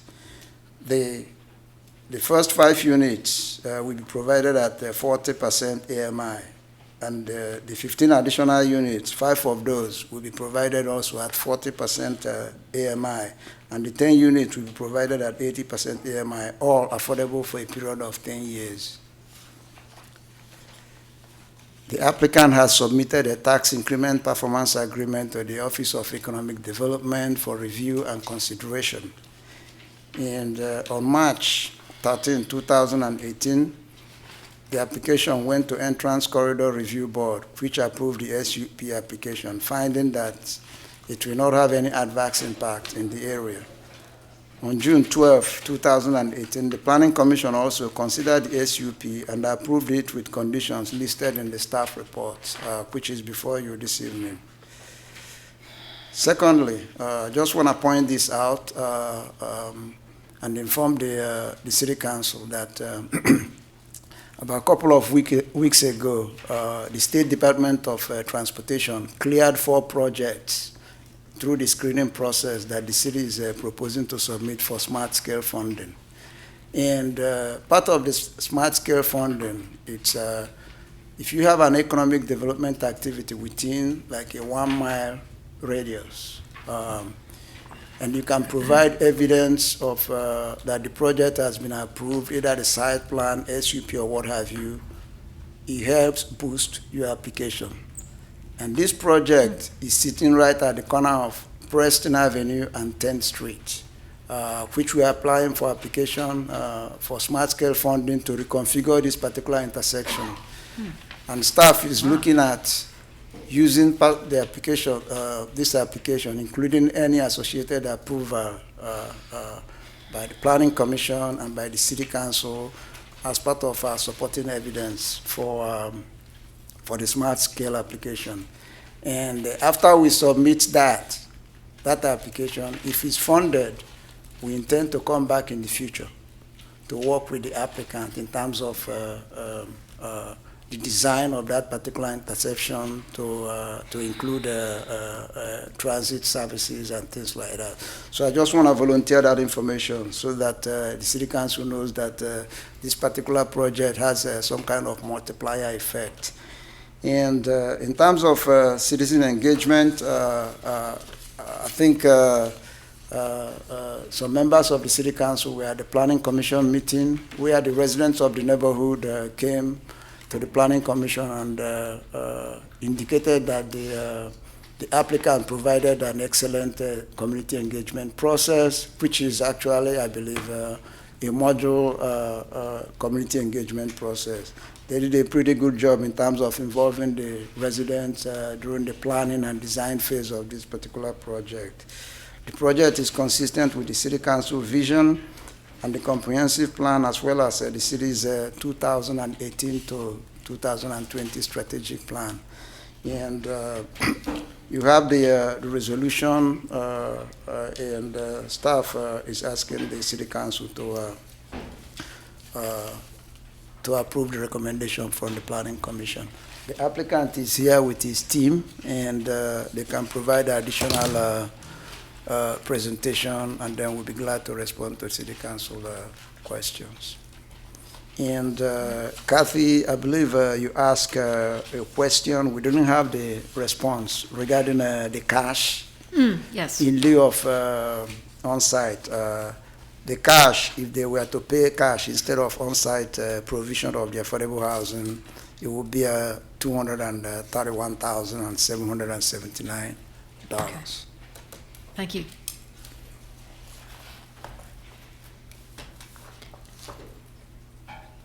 All right, thank you. Any clarifying questions from council? I just want to make sure, are we having a presentation by the applicant? Or no? Are they just there for questions? Okay. I mean, you're welcome to come up.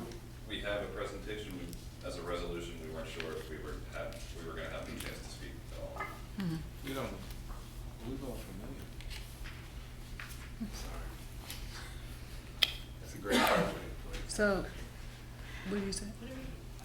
You can, Anyway, I think it could be helpful for the community to see. To Yeah, I see, mean, because yeah. not everyone would follow planning commission. Yeah. so.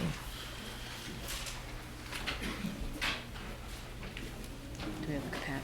Is that all set up? Okay.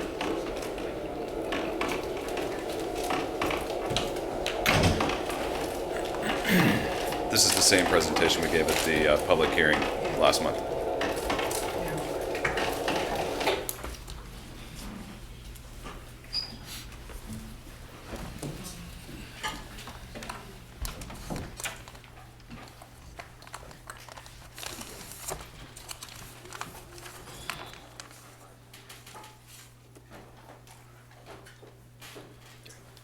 Good evening, councilors. My name is Chris Henry, again, the president of Stony Point Design Build, and I'm proud to present this the Dairy Central project tonight to you.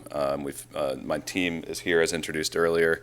We've put a lot of time and effort into planning this project and working with the community, as mentioned, to really work out some of the design issues and find out what items matter to most of the community. In terms of providing community benefits through the Dairy Central project. So we started our process at the beginning of 2017 with several public meetings that we had on site, and through that process realized that it was probably going to be beneficial to the project to conduct a series of public meetings. We met with the neighborhood. We established, we had the neighborhood actually establish a community advisory committee. That was, we tasked the neighborhood association president, Vizine Howard, with assembling that committee, and we met on a number of occasions monthly and went over plans as we prepared the SUP package that's before you tonight. And we also met with numerous stakeholders in the city that are listed here in your package. Some of the items that came out of this process were affordable housing, obviously, and that's a major consideration for the community. We are offering to provide 20 units on site at 80% of AMI. That's 3 times the amount that would be required by the city's affordable dwelling ordinance and 30% of the additional units that we're asking for tonight. We're also providing a community meeting room in phase 1 of the development. This space will be used for the neighborhood association once a month free of charge, and the concept is to use it for other community organizations that might have need for it in this area, as well as people like the school system. We met with Dr. Atkins, and she mentioned that they would have need for a space like this. So those are the types of stakeholders that we've been talking with, trying to figure out how we can, if we build a space like this, who's going to use it. We don't want it to sit empty. Third would be office space for nonprofits. We have submitted actually a new market tax credit application that would allow us to provide office space next to this community room for 1 or 2 local nonprofits at a pretty drastically reduced rate from market, and so that's subject to this process with the new market tax credits, but it's something that we've been working on and pretty excited about. I think Habitat for Humanity is one of the groups that would be really interested in having some new space compared to what they're currently working in up the street on 10th Street. Job creation obviously will be a part of this project. We have numerous construction jobs that will be created, as well as potentially hundreds of people working on-site, shopping on-site, living on-site if this building is approved. Educational opportunities would also come with that, and we've been working with the Go Charlottesville to tap into the resources that are available to have job training and make careers available to people that could be associated with the project. Then pedestrian safety, obviously all of the pedestrian improvements to the sidewalks and crossings, et cetera, will be coming with the site package. The green building, as mentioned earlier, we're pursuing certifications for all the buildings on site, LEED Silver and Earthcraft for the multifamily.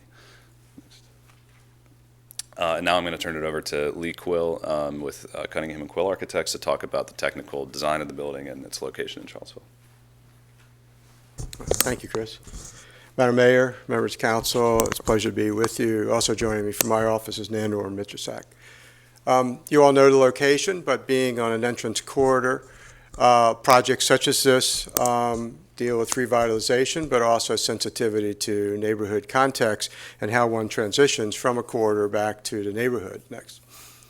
So these are two aerials in the upper level and then one in the lower left. And then a street level on the right, showing the context of this at the 10th and Page neighborhood at Grady, Preston, and 10th. Next. Phase 1 is the upper area blue, which was the renovation and additions to the existing dairy building. We're talking about Phase 2 and Phase 3, which is along West, Wood, and 10th. So Phase 2 comes in this particular area at the corner of 10th and West Street. We'll get into more design, but this is residential. The commercial component is on the southwest corner of 10th and West. Phase 3, which is a future one, which will be coming back before the entrance corridor for design. At that point, we're just asking for massing and height. Today, we'll come forward before that for design. Next. A couple things are going on right here.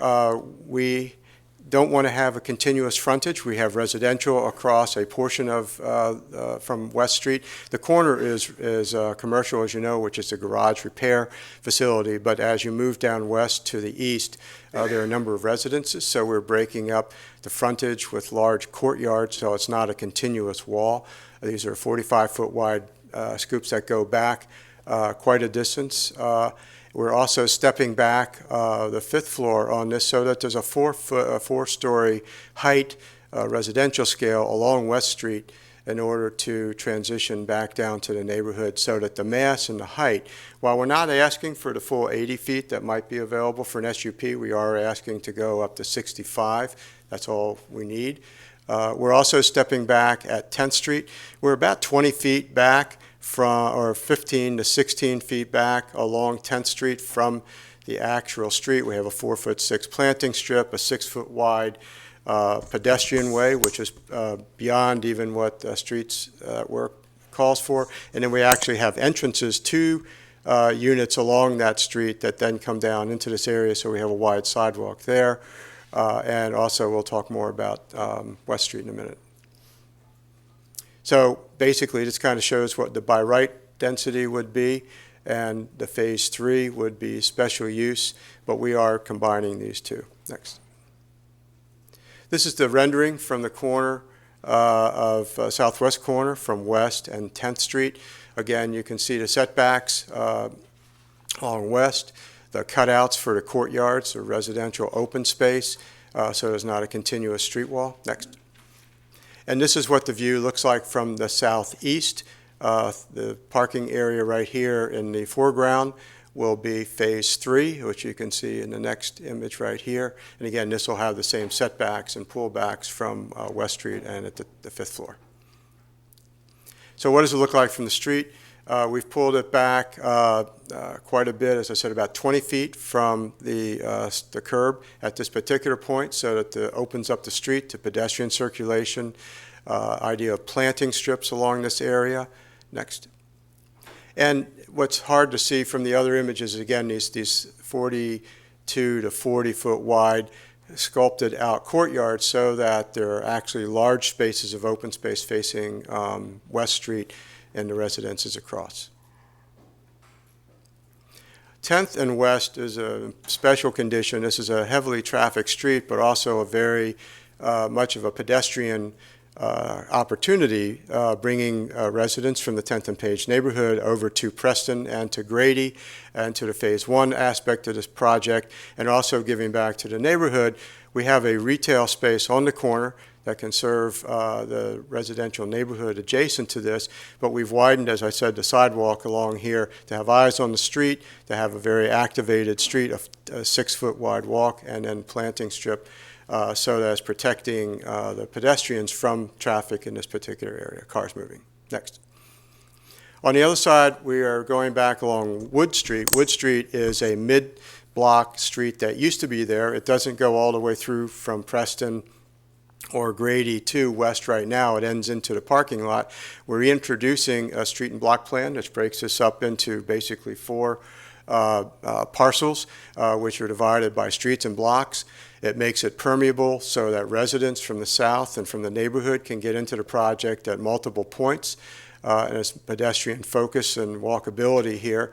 And we're working with street trees and planting and planters along West Street, as well as Wood Street, which is the new extended street here to soften it. And we have some other ideas which we presented to Planning Commission. We'll show you. So here you see a plan of how significantly, as you can see, the courtyards are 95 feet deep, so they're substantial. They're not just little sculpted areas. They go substantially back. And as I said, they're about 42 to 46 feet wide. And these are the upper floors right here. Again, 4 floors, and then this additional height of just only going up to 65. Next.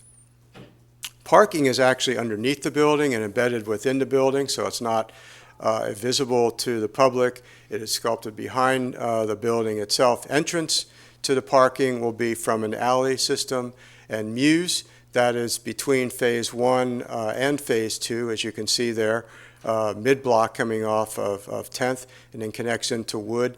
So basically the parking for Phase 1 and for Phase 2, which is the residential portion, is underneath the building and encapsulated inside. And the lobby is actually located in the new street network, so that when people are coming to drop off for cabs or walking through this pedestrian area, the drop-offs are all taking place inside the site itself, not impacting those on 10th and West. So here you've seen the package, so you can see the height again of this going up to the 4th floor, and then the step back. We're asking for 65 again to allow flexibility for the uses on the 1st floor, going up from the 50 and 55. Next. And these are just the elevations. Again, this is from West Street, showing the cutouts and the step backs. This is on 10th Street. Again, we are actually pulling back 10 feet at the top, but as I said, we're already 14 feet back and about 10 feet back from the property line there, so we've completely pulled it back to open up the pedestrian level at this area. And again, this is the alley mews condition. You see right in the dark area to the center left is the entrance to the garage. The lobby is to the left. And then the the level right there where there is outdoor. There's actually a level on the north side of also garden space facing the Alley Muse, so it's not a building that is compressed all the way up against the Alley Muse. Again, the idea is to allow people to circulate through this with sidewalks and open air to all these different areas, so it's not perceived as zero lot lines. And here you see Wood Street stepping down, going from West Street, which is a little bit higher, to the middle of the site. The good beauty is that this is stepping away, so as it's going down, the height is moved to the center of the site. To the right is the edge of our Phase 1, which is the Dairy Central, which again is the office and food hall components that have been approved already by BAR. We were asked to have shadow studies taken so we could understand the impacts on the neighborhood, and the good news is that because we are north of the residential neighborhood and to the east, you can see here in June, even at 9 a.m. in the morning and at midday and in the evening, the impact on the residential neighborhood is very little to none except for 10th Street. You can see it's on the street but not the houses. In the winter, when the sun is lower, there is in the morning, when the sun is in the southeastern quadrant, you will get some shade that will hit at 10 a.m. on the front of the houses, but by 10:30 to 11, you can see it's pulled back. So by being on the northern end of the neighborhood and on the eastern end, the impact of these buildings, again, we've sculpted the buildings so that the lower portions of the 4 and 5 stories are pulling back from the neighborhood, so that also, and to the center of the site, that also helps on the shadows and impacts. During the Planning Commission meeting, we talked about adding this drawing because, as you had seen on West Street and on Wood Street, we had a series of planters and areas there, and we worked with Water Street Studio here to actually get more planting and more trees and small, large bushes, but larger, smaller trees in this area along the streets to soften the edge and contribute back street tree realm back to the community instead of just the planters. So we asked this be put in. They were very supportive of this. This just shows the 10th Street as you've seen. We just want to make sure we have wide enough areas here for the street trees and the planters along Wood, so we have the larger trees and shrubs going in here to actually benefit this area a little bit more visually than what we had before. So these are the highlights that Chris has talked to you about. We have some additional slides on 10th Street to show what that view would look like, supplemental if you're interested, but that quickly wraps up what we've been presenting. Thank you. If you got any questions.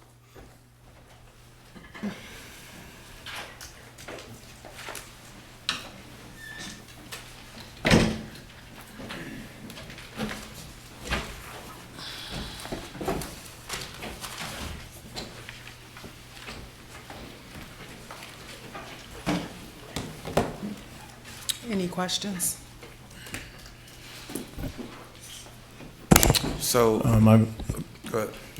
Have you, Mr. Henry, have you factored in increasing construction costs to all of your, which is certainly impacting a lot of other projects in this area? I'm just curious. Trying to. We analyze that every day, and there's, of course, no guarantee that we'll actually build this building until we get the building permit, but that is certainly our intent, and as we have looked at the numbers so far, we think that it's feasible, and we certainly, if we get an approval tonight, we're going to start moving through the detailed design process and try and get this into construction as soon as possible. Any other? So, one question I had was, I know there's been a lot of favorable responses from members of the community, which I commend you for the hard work that you put in. I know there's been some talk about increasing the number of affordable housing units. Where are we on that? So as I mentioned at the beginning of the presentation, we really sharpened our pencil at the beginning of this process to make a very strong impact, we thought, on the affordable housing issue, and we're offering to provide 3 times what the city's ordinance would say we should provide on site. If we paid into the fund, it's something like $250,000.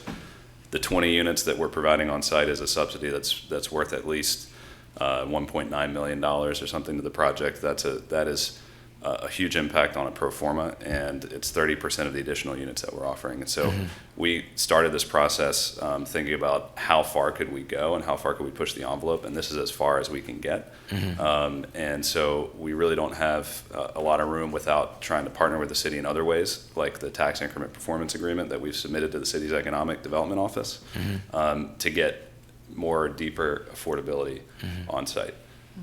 And so that is what we are requesting the city work with us on, to try and lower the AMI that these units could be offered at. Right. The AMI for the 20. Yes. Because you want to go from 80 to 30, correct? What we've proposed that is in the Economic Development Office right now is that we would do 5 units at 40%, 10 units at 60%, and 5 units at 80% for a true mix of affordability in the project. Okay.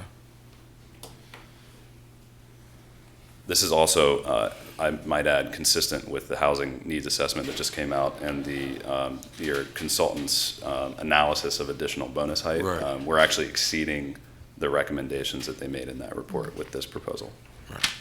Thank you.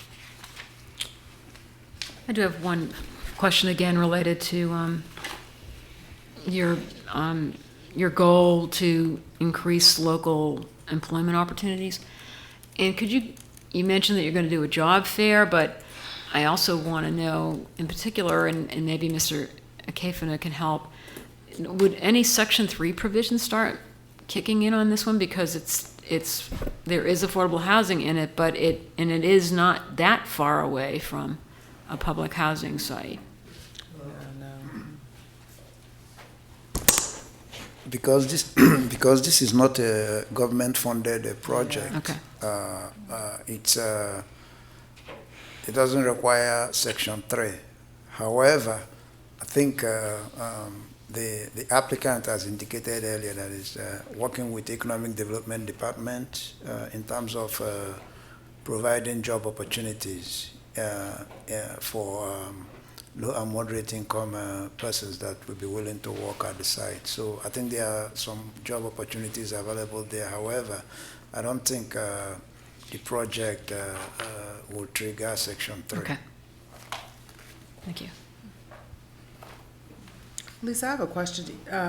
Even though, and on page 2 of the resolution that phase 4 is included in it, is that an issue, even though it's on the agenda as phase 2 and 3?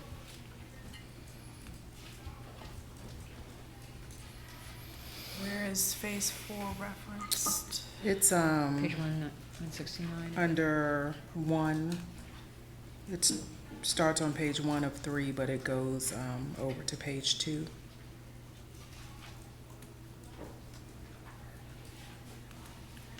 Is this by right in phase 4? I'm just Yes. wondering. Okay. That's what I'm asking. All right. I think both phase 1 and 4 were by right, so they. Yeah, I just wanted That's to correct. make sure I knew about phase 1, but I hadn't had, so that was my question. All right. Yeah, so I'm not seeing phase 4 referenced in here, but this permit would really only deal with 2 and 3, yes. All right. So are there any other questions or comments? I mean, Councilor Bellamy and Councilor Galvin and I were all 3 of us at the Planning Commission meeting, and I was surprised at the receptivity from the community and the neighborhood group that you had taken the effort to kind of put together, and the words that they shared, and the word gold standard came up, and I was a little bit floored, quite frankly, considering what we're looking at here. And I just want to commend them on the efforts that they've put forward to really work to engage the community and to get to this point. It was very positive. So. Thank you. Yeah, I want to echo something similar and just comment. I think that, no matter what happens with this, it's clear that you've put a lot of thought into trying to not make mistakes that have been made in the past, like from design to community engagement. I mean, I see in the, like I ran for council in the year after the flats came online, and I think I heard about it probably 15 times a day. And like everywhere I was in every part of the city, on the phone, in person, and all of those design components coupled with the community engagement parts, like really, it looks like you all are trying to learn from that, which is great because we should learn from bad things that the community hates. So that's really good. And I think also the community, there seems to have been a real sincerity, to the community engagement part that I think really has been felt. And I think that's what,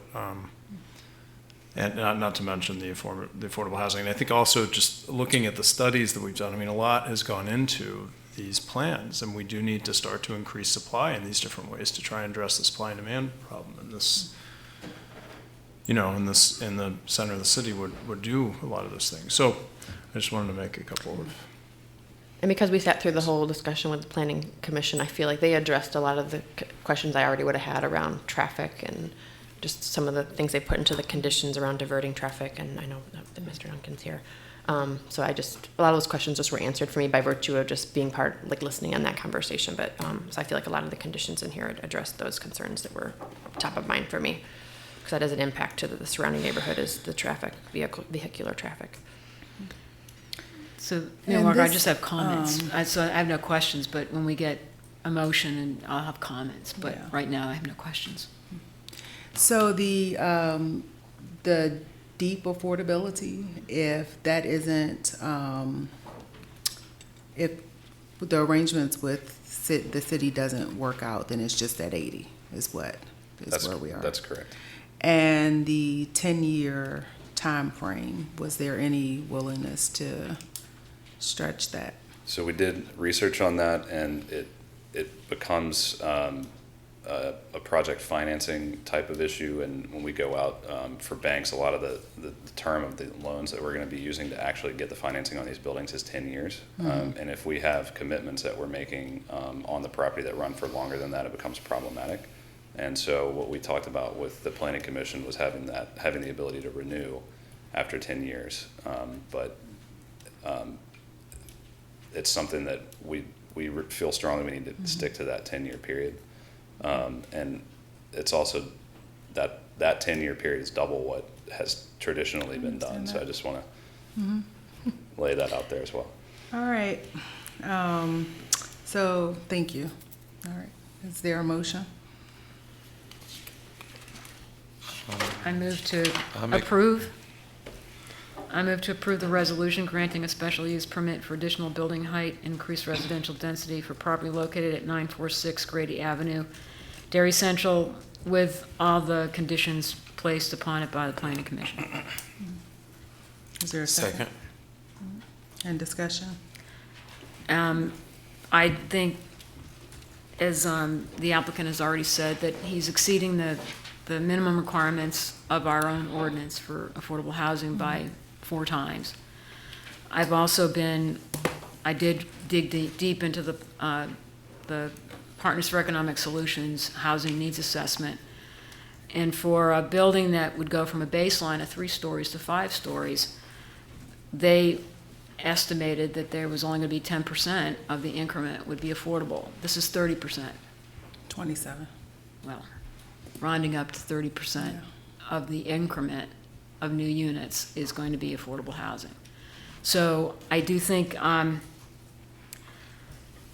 the other thing we can't ignore is that it's going to be generating 11.5 times more revenue on that site than currently exists. Currently, the site produces $130,000 a year. It's going to be producing $1.48 million.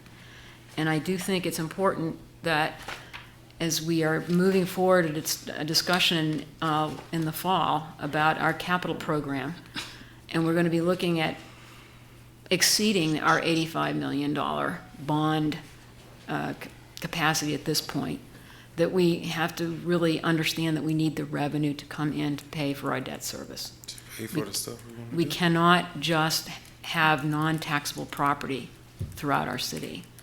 There's already a lot of that with UVA. We have our schools. Our schools are going to be needing capital investment, but the schools don't generate revenue. This is generating revenue and providing affordable housing, revenue that will pay down our debt service, as we do need to expand our bonding capacity moving forward. And I think we all know that. We just don't know by how much. So I just want to say that I think, the public does want us to be bold about producing affordable housing, but we cannot be financially, fiscally blind. I think this is a balance, and when I do see how you have learned, as Councilor Signer said, from the Flats experience, there is a lot of modulation in this. You've got courtyards. I remember vividly the BAR and the Planning Commission trying to insist on getting courtyards in the Flats, and nothing would happen. Nothing happened. So you've got the courtyards. You've got alleys and structured parking that's hidden from view without blowing out the scale. And I do want to mention, though, that it was interesting being there for 3 hours, I believe, listening to the Planning Commission basically codify your design so that it was a mini form-based code on the site. And I think it's great that you've got a good architectural team. We don't always get that. And I think it was a cautionary note for me that it really is important to have the zoning right, but we're just fortunate right now that the only tool we have is the SUP to craft the design of the building and the placement on site, and you did it. So I think this is a very good project, and it does do an awful lot of many things at the same time that we all need. And the ball's in our court regarding like the more deeply affordability. I mean, It is. Yeah. So my concerns, and I've expressed these to you, so this is not with development, any development in the city, and any development that I will vote on, is just having some some certainty on the affordability piece. The conversation that I had directly with Mr. Henry was, I asked, is there any way we could get 75 units? So I understand that 20 is great, but I'm just telling you where the direction that our conversations took. And as I just asked about the 10-year commitment, was there any way to stretch that? And then we had the conversation about moving to a lower AMI, and I've told everyone I've talked to, publicly and privately, about, I think, your commitment to the engagement process, making sure that you listen to people who are normally ignored in the process, because you do own the property and you can do something with it, whether we approve an SUP or not, and acknowledging that factor. But I still think that there are, for me, there would be some just guarantees that I would be looking for that are not here yet. And I understand the impact. Economically, I understood them, even though that wasn't what was reported before with even West 2nd Street. So I get it. But I am concerned about long-term, what does the makeup of this city look like, and whether any proposed developments and anything that especially we're approving an SUP on either contributes to that gentrification displacement, or it assists in us curbing it. And while I think, and I have to, in my thought process, totally remove the relationship that and the conversations that I've had with you, because out of any developer that I've talked to in the city, your commitment to making sure that you understood and heard all voices, I haven't seen that here. And so because of that, I had to make sure that I made my decision based on what does 20, 25 years in Charlottesville look like based on the developments that I'm a part of approving. I hope that more developers take note to your efforts, even though I'm still not supportive of this right now. And I think that has, been clear of your efforts of engagement. The way that you, I think, authentically deal with people that you come in contact, that you do have a level of respect that most people do not even attempt to find to deal with. So I mean, I as everyone, applauding your efforts, your engagement efforts, and I think it's a little bit deeper than that. I think you just truly want to. And part of our conversation was, do not hold me to having to fix all of this, and I understand. Okay, I totally understand, but I have to look at this again as a whole for me. Thanks. Yeah. Any other comments? I do have one more comment. You go ahead. Just two more comments. I want to say that the decision that we made in the budgeting season about dramatically increasing the property tax credit that we give to lower income people in some of this more vulnerable housing, in my mind, and I think it was a notable advance that happened in this council, was this project was foremost in my mind, at least when we were thinking about this, and certainly the impact on 10th and Page and the effect of that decision, which Mayor Walker, I think, gets a lot of credit for pushing on, is the second half of some people's property tax bills could just be erased because we increased it so dramatically from like $200 or $300, whatever it was, $400 to, I think in some cases it can be as much as $1,000 of just a credit on your bill. So people whose home values go up and their tax bills do go up as a result of this kind of development, because it will increase, we have actually intentionally tried to address that for the most vulnerable, and that is an equity lens type of policy adjustment, which is meant to help these folks. So that's one thing, and I did want to link those two. The other thing, with a lot of respect to the mayor's comments, I just wanted to offer another. I very much understand the appeal of the gentrification lens and looking at these kinds of projects as either pro or anti-gentrification, and it's very appealing and it's true in a lot of respects, but it also doesn't address the other part of all this, which is just supply and demand. When you have cities that are in demand, like Charlottesville is, whether or not this product is approved, the city will still be in demand, and costs will still go up because there is not enough supply of housing to meet this very intense demand that a college town like Charlottesville, and with this Back to the City movement, has experienced. And that's what our housing study shows, and that's what that's what a lot of the facts around the country are showing, is that. And when you increase housing just like this, with market demand, especially rental housing, and this is getting increasingly walkable.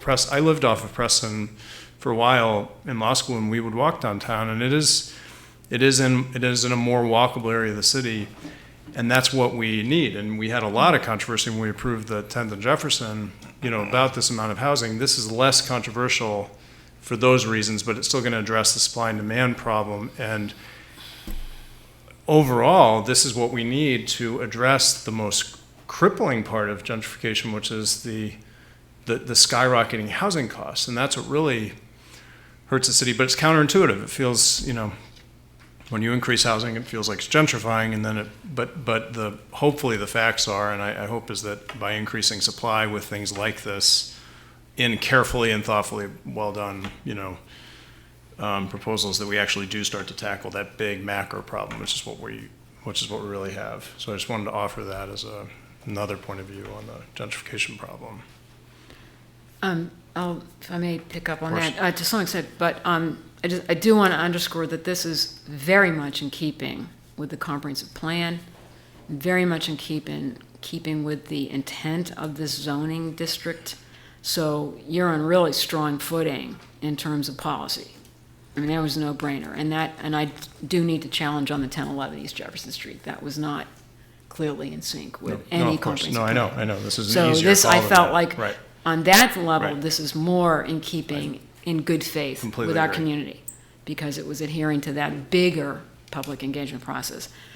Second, I did have a meeting with several residents of 10th and Page and Star Hill, and they were all homeowners, all African-American, and there's a very real problem with the inflation of the land value.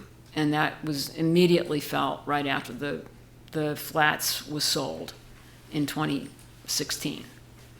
And so even though there are great efforts have been made to increase the CHAP program, there is not enough. It's not enough. No. So I think I would like to propose when we move forward that we look at tax freeze districts. That is something that's going on in Richmond. And also property tax circuit breaker programs. It's available right now in New York City, but that's a situation where once a homeowner property tax exceeds a certain percentage of gross income, the homeowner is entitled to tax relief. So those are things I'd like to get on the table that we really start addressing more aggressively. One I know we can do within state law. I don't know about the tax circuit breaker program, but and I also heard about the homestead program, which is like the first $75,000 of your home value is just simply not taxed. So again, we have to balance this out with needing tax revenue, but not with our not on the backs of our most vulnerable. So it is that balancing act. I do want to acknowledge what Council Signer brought up, but I think we need to do even more. But we had the opportunity to do some of that during the budget cycle, so we have to remember that when the opportunity presents itself. Hear, hear. You've come a long way from when we first met, and we had to go to Mills, and we did a tour around the city. Like, you've come a long way, so it's good to see. I've had a lot of Mills burgers since then. Yeah. You learn quick.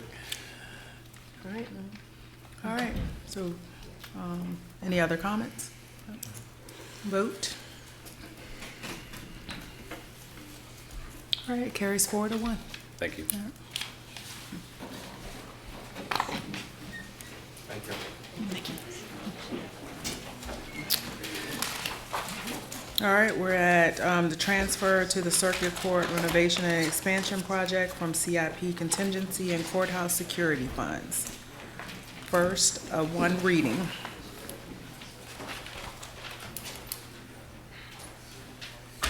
Good evening, Paul Oberdorfer, Public Works Director, standing in for the Facilities Development Team this evening. And I'm here regarding the transfer of $857,000 to the City Circuit Court renovation expansion project. As Mr. Signer had noted earlier, the market so far, the construction market has exploded in the region, and because of this, our bids came in 22% higher than what we had anticipated. So with that being said, the bids were actually open on April 26th, and we went ahead and decided to rebid the project. If we're granted the funding and the funding's allocated in the account, then we would be anticipating on rebidding the project in the fall. There's a potential that we would have some project savings based on the timing of the bid opening, because it would be less competitive than it would be back in April when everybody already had projects on the books.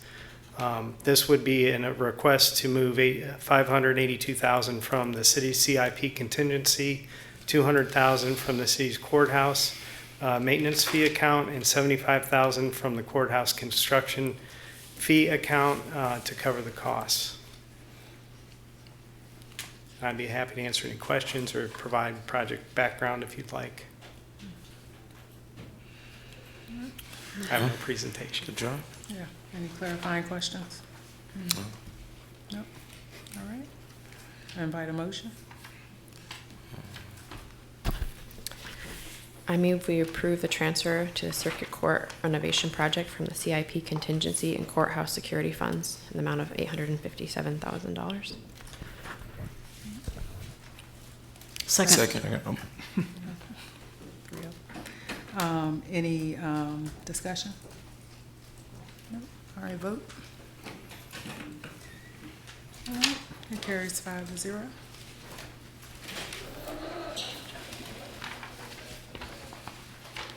All right, and next we have Parks and Rec Citizen Survey Results Report.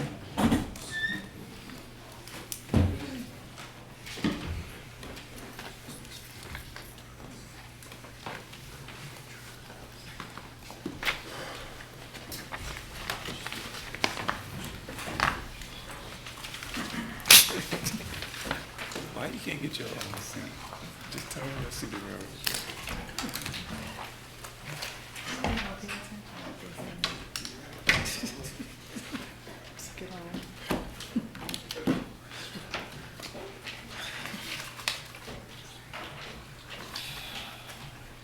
I need like a whole plate of rice.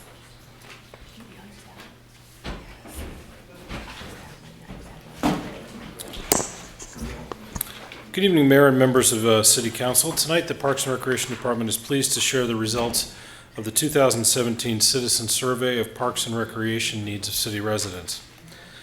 In 2017, the city's efficiency study recommended, in part, that the city undertake a community-wide Parks and Recreation Master Plan. The first step in creating such a plan is a survey of community need.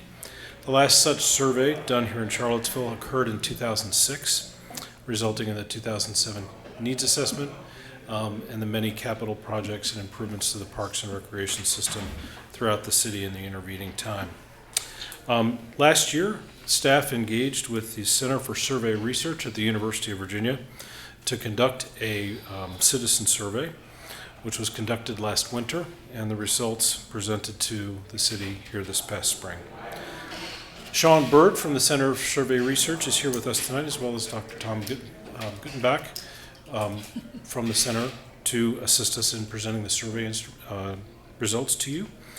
Sean is going to present the methodology and some of the high-level results from the survey, and then toward the end, I will share what we have done as staff in the meantime with the survey results and how we're going to be implementing this moving forward. So, Sean? Good evening. Good to be with you and to share with you some of the results from the survey that we did last year. Let me first go over some of the steps that we took to make sure that this was a scientifically valid survey. Again, this was a survey that was sponsored by the Park and Recreation Department, and they reached out to the UVA Center for Survey Research, and we worked with them in a collaborative manner to put together both the instrument and the methods that were followed in conducting the study. The main intention of the study was to get a reading of citizens' viewpoints regarding their experiences with the city parks, facilities, and programs, but also what they were looking for in the future when it came to those things. And we also did focus groups as we fine-tuned the survey instrument to get at ironing out some of the issues that inevitably you run into when you conduct a public survey. Next slide, please. So one thing that we stressed from the beginning was to make sure that we gained a diverse and representative participation in the survey as much as possible. And one of the steps that we did to ensure this was to intentionally oversample neighborhoods in the survey that, from our previous experience with surveys in the cities, we know they have lower than average response rates. So the map here on the left is, each dot represents one of the 2,100 sample points that we asked citizens to participate in the survey. And the map on the right is a representation of the 491 respondents to the survey. Next slide. In conducting the survey, we did a mail survey versus a telephone survey or an internet survey that you may be familiar with. A mail survey has a better chance of reaching different parts of the city, and so we thought that was important. And we followed a fairly standard protocol with a mail survey, which included several steps of reaching out to potential respondents, an advance letter, a survey packet, a reminder postcard, a thank you postcard to those who did participate, and a second survey packet to folks. And we were fairly happy that we had about a quarter response rate for a survey of this type in the city. That was welcome news that we had about a quarter of the respondents decide to participate. With that response rate of 491 in the city, that carries a 4.4 margin of error for the survey, and that will be noted as we look at some of the findings. With this as well, at the end of it, we saw that we did have to a varying degree on some of these demographic groups, we had an overrepresentation of females, of seniors, of single-family homes, and of the white population in the city. This is fairly typical with any survey that one undertakes, but we did undergo an evaluation of how it was affecting the results, and the good news here is that the results didn't vary much based on this over-representation, so the results aren't overly skewed when it comes to some of these over-representation issues. And I'll go into some of the results from the survey at this point. Here's a quick look at the demographics of Charlottesville and what the survey produced. Okay. One of the main questions of the survey was to ask citizens about their overall status. Yeah, I'm sorry. So I can walk a little bit through here if you're interested. So this shows you that we did have 64% of female participation in the survey, which obviously is higher than what the actual population is in the city. We hit some demographic groups on the head, and some were slightly off by different percentage points that you can see in this table.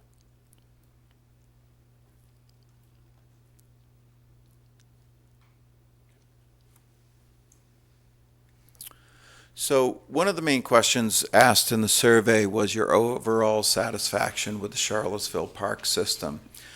And this certainly is a point of good news in the sense that 80% of the respondents in the city either gave from a 7 or higher on a 10-point scale. And in fact, it's 60% 8 or above. And so there was an overwhelming sense among the public that they were pretty darn satisfied with the park system as it currently exists in the city. Next slide. We also asked about the physical condition of the parks and trails and facilities visited in the last year. And again, you'll see that 80% of the public gave a rating of either excellent or good. This slide represents the top 10 parks visited in the past 12 months in the city.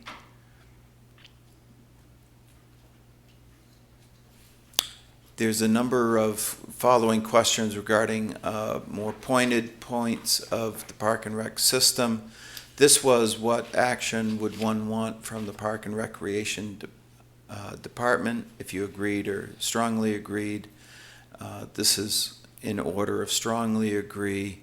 And on many of the following slides, you'll notice that one common theme is a preservation of open space and expanding opportunities to those in the city that don't traditionally maybe have easy access to parks and facilities, especially children's and teen and seniors. Many of the public recognize that there's certainly room to grow in that respect.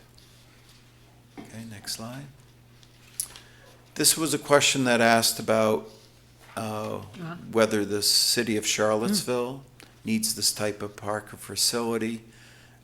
You'll notice that the top response was small neighborhood parks that you can walk to. This probably is not surprising. Folks are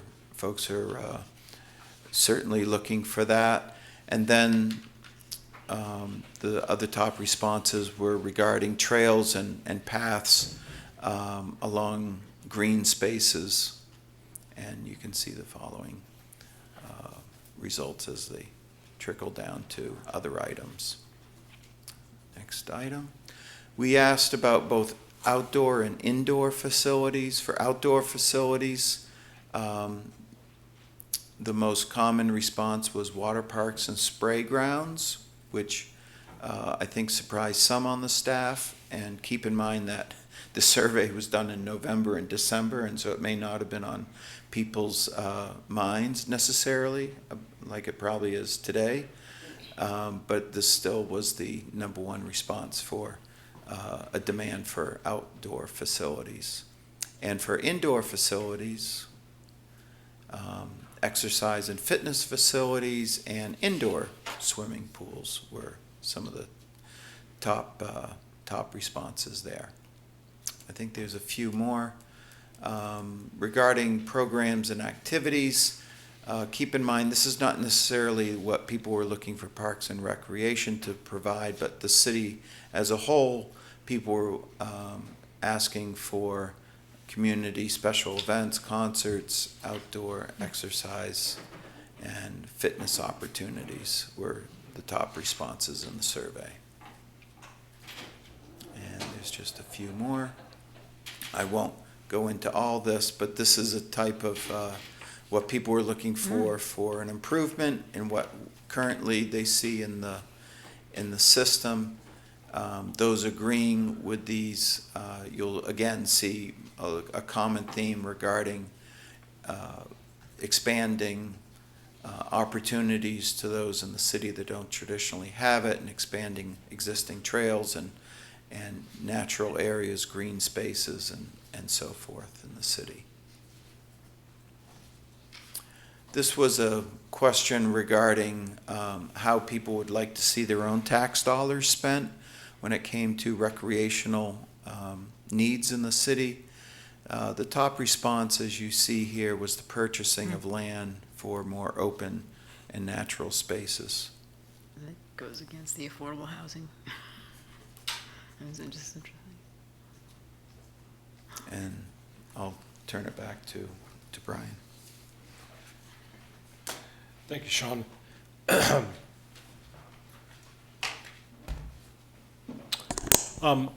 Once we had this survey data and all of the information that's included in your packages, which is this slide set and the raw information for the answers to each one of the questions, as well as that open-ended responses that were included in the survey results. We held a staff retreat last month to share the survey results with our staff and to take some time to really unpack that internally and understand on the part of the staff who come at our operations from a variety of different perspectives, whether they're in maintenance or aquatics or programs or work with individuals with disabilities, and to see what out of these survey results really stood out to them. And how can we use this information to inform the development of our work plan as a department as it aligns with the strategic plan which we were assigned to do, as well as how do we frame this in such a way moving forward into the community to develop a community-wide master plan. So I want to just share with you, here's some imagery from some of the results of our retreat where staff were able to spend some time brainstorming and then identifying some things that were more important, as well as initiatives that would move forward to allow us to develop our work plan for the strategic plan and which specific elements in the strategic plan those actually aligned with. So if you see the numbers up there, 3.2, 5.4, those are elements in the strategic plan that these initiatives would align with. So we are in the process also of taking this data and really looking at it in a different way. This is a prototype of a dashboard that we've developed. I'll show you its functionality just in a moment. But it allows us to take the demographic information in this survey result, both geographically, by age, income, where you live, and ethnic makeup, and determine where are there differences and or similarities in what people are looking for as it relates to Parks and Recreation services. Just bear with me for a second.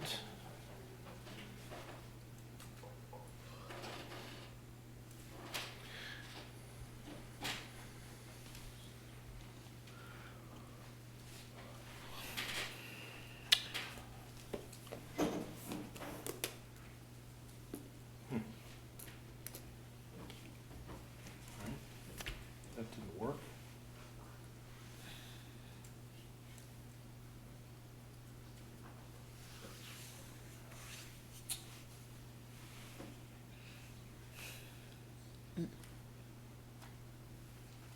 Anything up there? You're on the same connector, right? Yeah.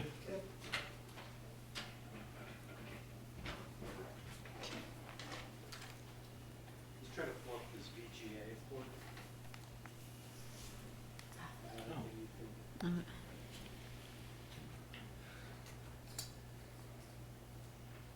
that all in, David? It came up on, you can't change applications? I did, when we tested this, it worked. I guess the rubber band broke somewhere. So you just had it up. It was a different application. It's looking for HDMI and not on it. Anyway, let me just go back to this. Go back to what you had and let's make sure it's mirroring your screen and not dual monitor. Is that the loud one? That's what I'm looking for now.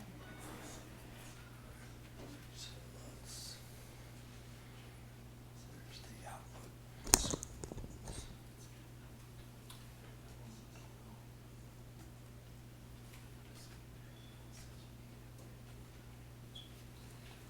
Be interested. Let me just go back.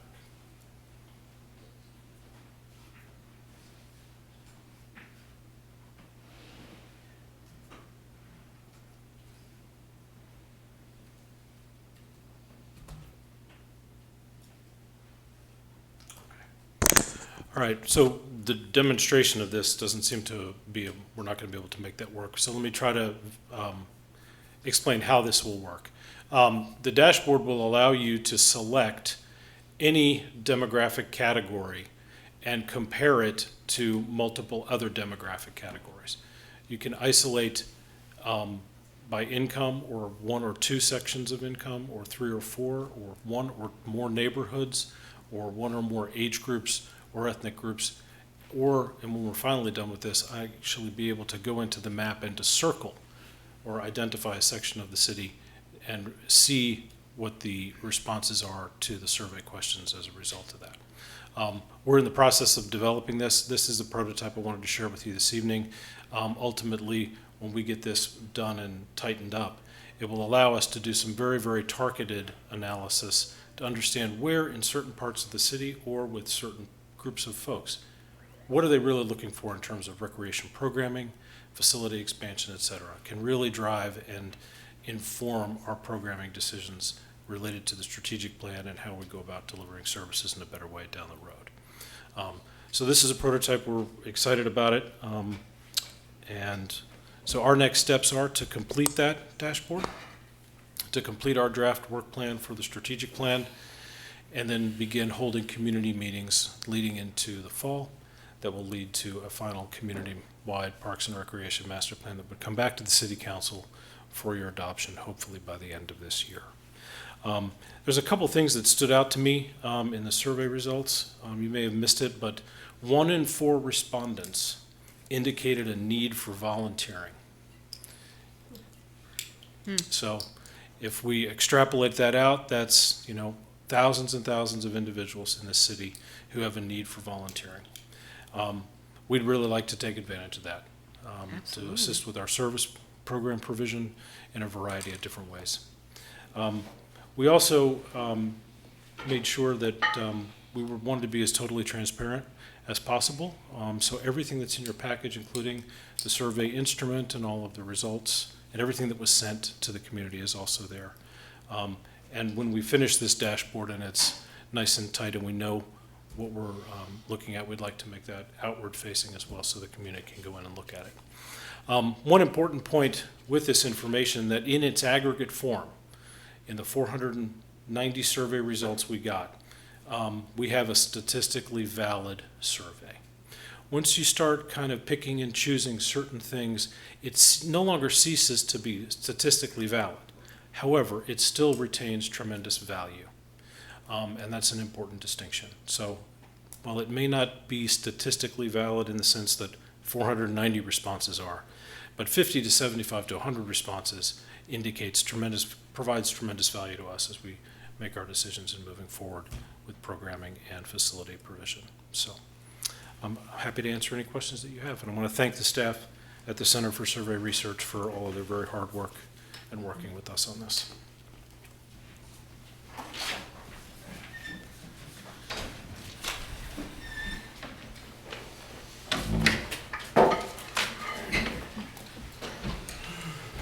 Thank you.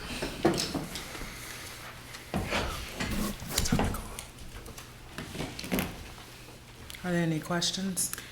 Yes, Mayor Rock, I just have a comment. I just want to say it's impressive that you've taken the efficiency study recommendations so seriously and acted to get an evidence-based approach to making a master plan. So that's really impressive, and so thank you for doing that. Is this being coordinated in any way with the comprehensive plan update? Ultimately, yes. We have this information now, and given where these things are kind of meeting down the track here in the next several months. Okay, because that idea of the neighborhood park, it all has a physical implication. Absolutely. Great, thank you.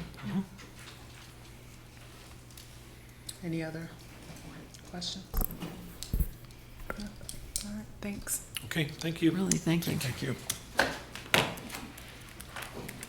And many thanks to the survey research group, Melvin Cooper Center. Thank you. Had to stay so late.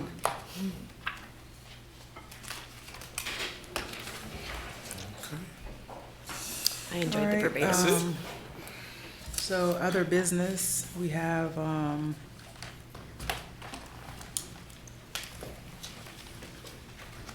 two things listed here, and I have two to bring up. Three. Did I miss something? What did I miss? All right, so so resolution, social media coordinator.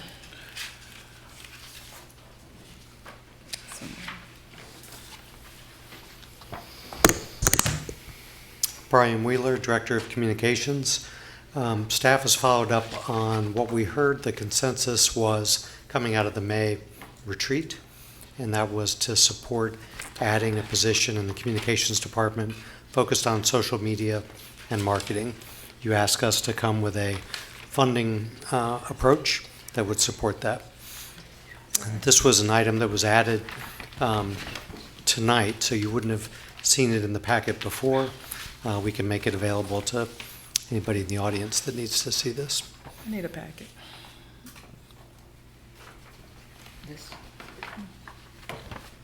Oh, the social media. So we attached the job description, funding source, which is the general fund reserve, and the budgetary impact.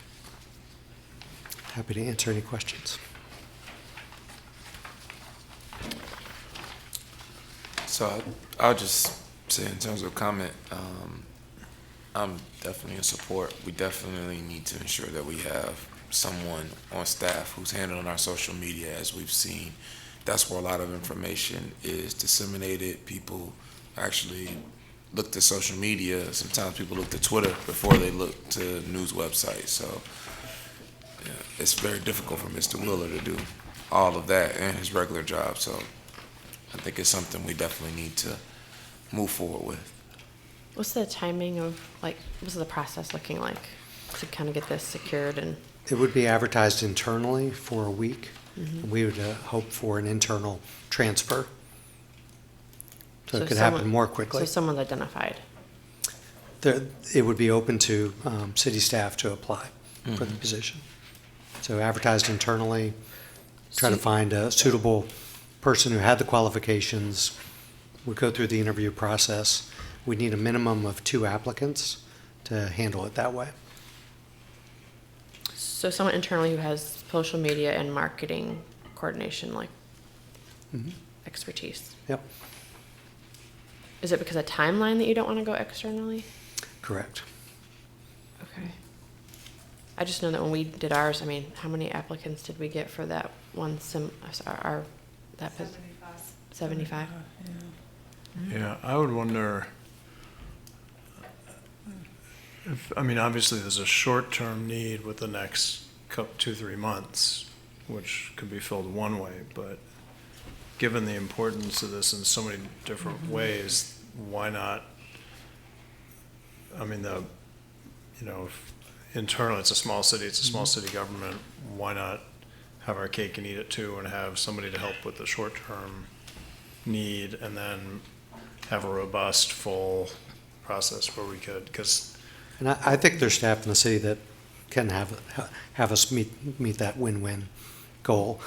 And I would commit to you that if we did the interviews and we didn't think that was the case, then we would definitely look at the pool of applicants the council's had for its communications job as one potential source of other applicants. And then we would come back and just say, we're going to find some other short-term way to handle this over the next 2 months, and then go back out and do a wider search.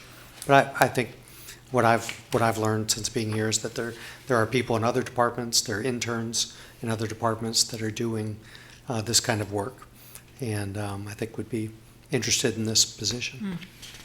Definitely. But it's a So- pretty senior, I mean, so what's the salary before benefits? It's like a 60, So there's a range, and we given the timing, we picked a job description that matched up most closely with the need for this job. So this is a job description used in transit for their marketing coordinator. So we took an existing job description because that requires less approvals, and it's a more streamlined I mean, I process. sympathize I with your just position think- because there's, sorry, Yeah. because So- there's a great but- need in the short, I would like to say, I started, Mike. I just think that what Mike was saying about the robust, search, and especially for me, since this is the only input that we'll have in this position, I just think unless we, based on what the direction that the conversation was going with council, and what I heard about this position and our position for it, that we would want to make sure that we did as, wide a search, I think, as possible. I mean, after we even tell you this, you all, based on how our structure is set up, can interview and hire whomever, you like. But I just think that at least making for me, the requirement that that you look at this in 2 phases as a temporary need and then a more robust need, then that's what I would advocate. So going that route, if we know that we have August 12th coming up, and a lot of people are going to be looking to our social media to get updates about what's going on and so forth, if we say that we want to go external, there's no way, or it would be very difficult for us to get someone before August 12th. We just said a temporary solution. So my question to this internal candidate is, if there was someone who could have assisted last year, what were they doing last year? Who was running the social media last year? So No, I'm that was just the asking. communications office and the state police, is my Mhm. understanding. But So I mean, I just think that, I don't know, the need to rush these kind of the decisions that are long-term decisions and long-term impact, I just would feel more comfortable with you all having a wide range of people to Brian look at. doesn't do anything rushed. Well, I mean, we have been bringing this up for a while, but I guess what I would say is, I hear what you're saying, and I think what I would ask you to do is trust staff to take a look at the pool of internal applicants. And again, if we, I don't want to sacrifice quality and the best long-term prospect for the city either. But if we don't find that, then I think we need a plan B. But right now, I think Plan A gets us to where we can have a resource in this position learning quickly in advance of August 11th and 12th. Here's my concern, is that, and there's a little bit of background chatter, I guess, about this, and based on your answer here, is that some of the responsibilities here are quite senior. So comprehensive marketing plan, serving as a media public relations spokesperson, so then this person is not just doing social media, like that's something that certainly interns, or like we've seen a lot of different organizations have somebody fairly junior doing a lot of stuff on social media, but this is very unusual to create this position for us. I mean, to actually amplify on top of what's happening at the staff, and that because of the hastiness of it, you're operating from a very limited number of people within the government who could do this. And if it is very junior people, and it has to be hired in the next week, and they're going to be locked in to a very, a significant position, which we haven't done anything like this for a long time, that it feels to me like you could solve the short-term problem and have I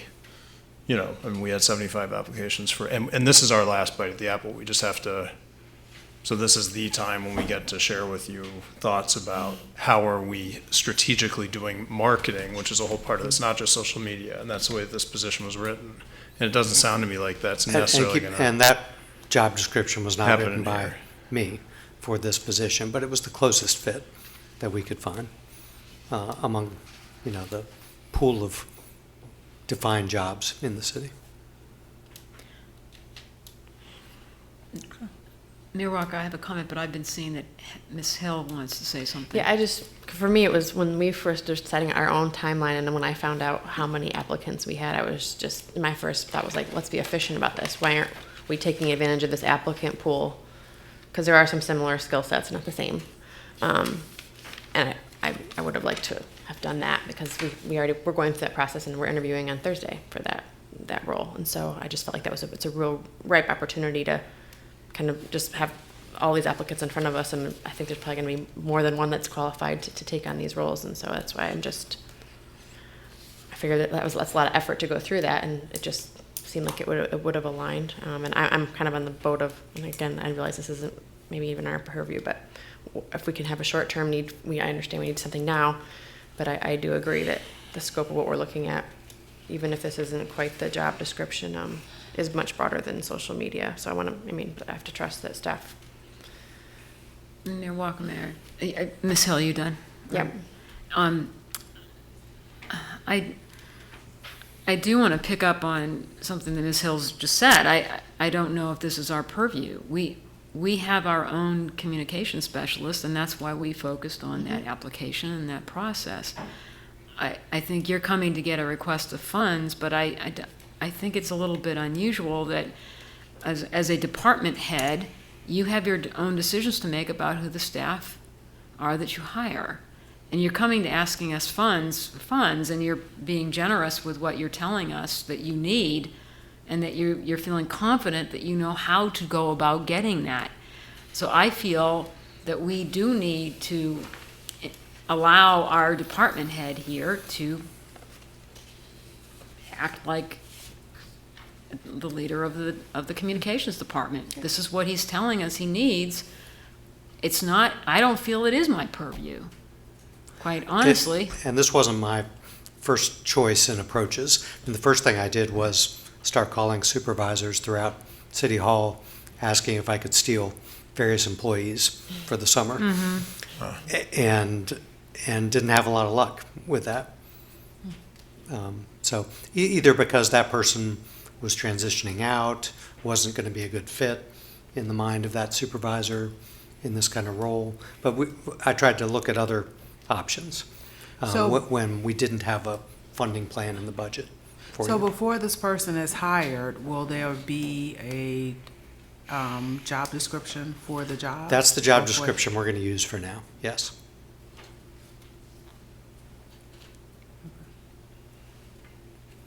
It's been, there may have been a line left in that, I don't know, related to sales incentives. That was taken out in the final draft that HR is using. But so there were a couple things in the way transit was using that job originally, I gather, that didn't quite line up. But that didn't seem to be, as far as the path of least resistance, it seemed to be grab an existing job description, tweak it slightly. So how Keep about moving. this? How about this for a compromise? Can we have a person, if you have an internal candidate in mind or whomever, on a short-term basis to get us through August 12th and maybe shortly thereafter, and then we reopen it to have a more expansive process? I really don't want to micromanage your job, but I'm just asking if that's I mean, it's an amicable solution that would work for my colleagues so that we can move forward. I'm not confident that's going to result in filling that position quickly. Okay. Well, I'm okay. All right, so is there a motion? I move that we pass the resolution to transfer funds to support social media and marketing coordinator at $85,000. Second. Any discussion? No? All right, vote.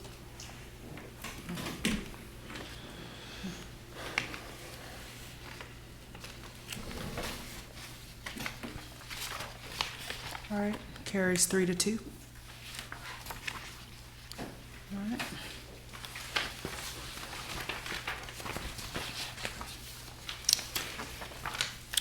Next, we have, I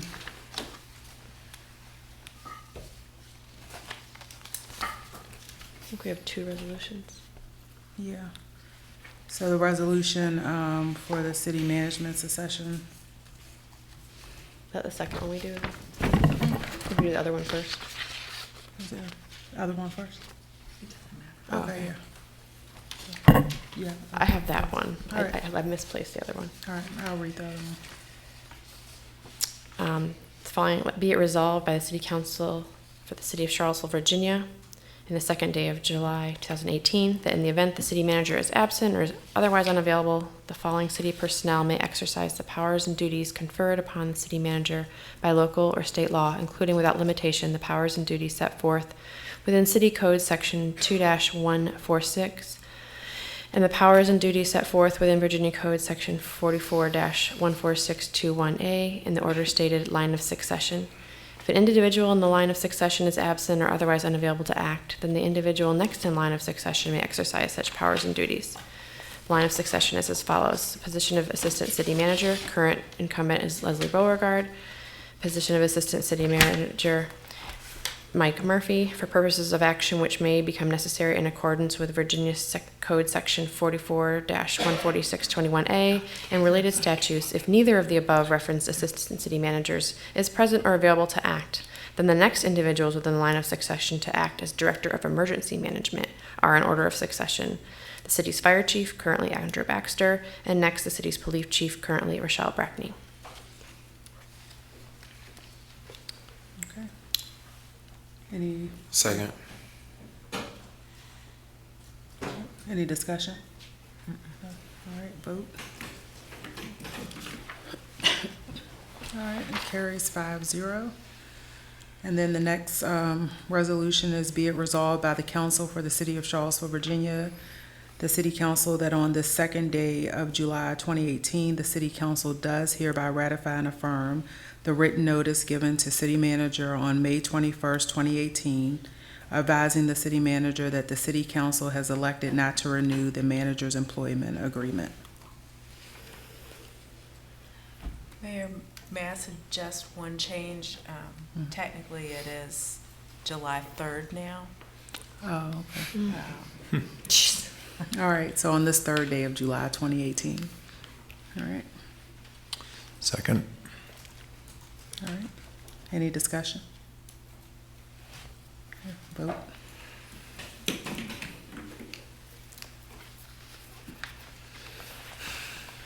And that is 4-1.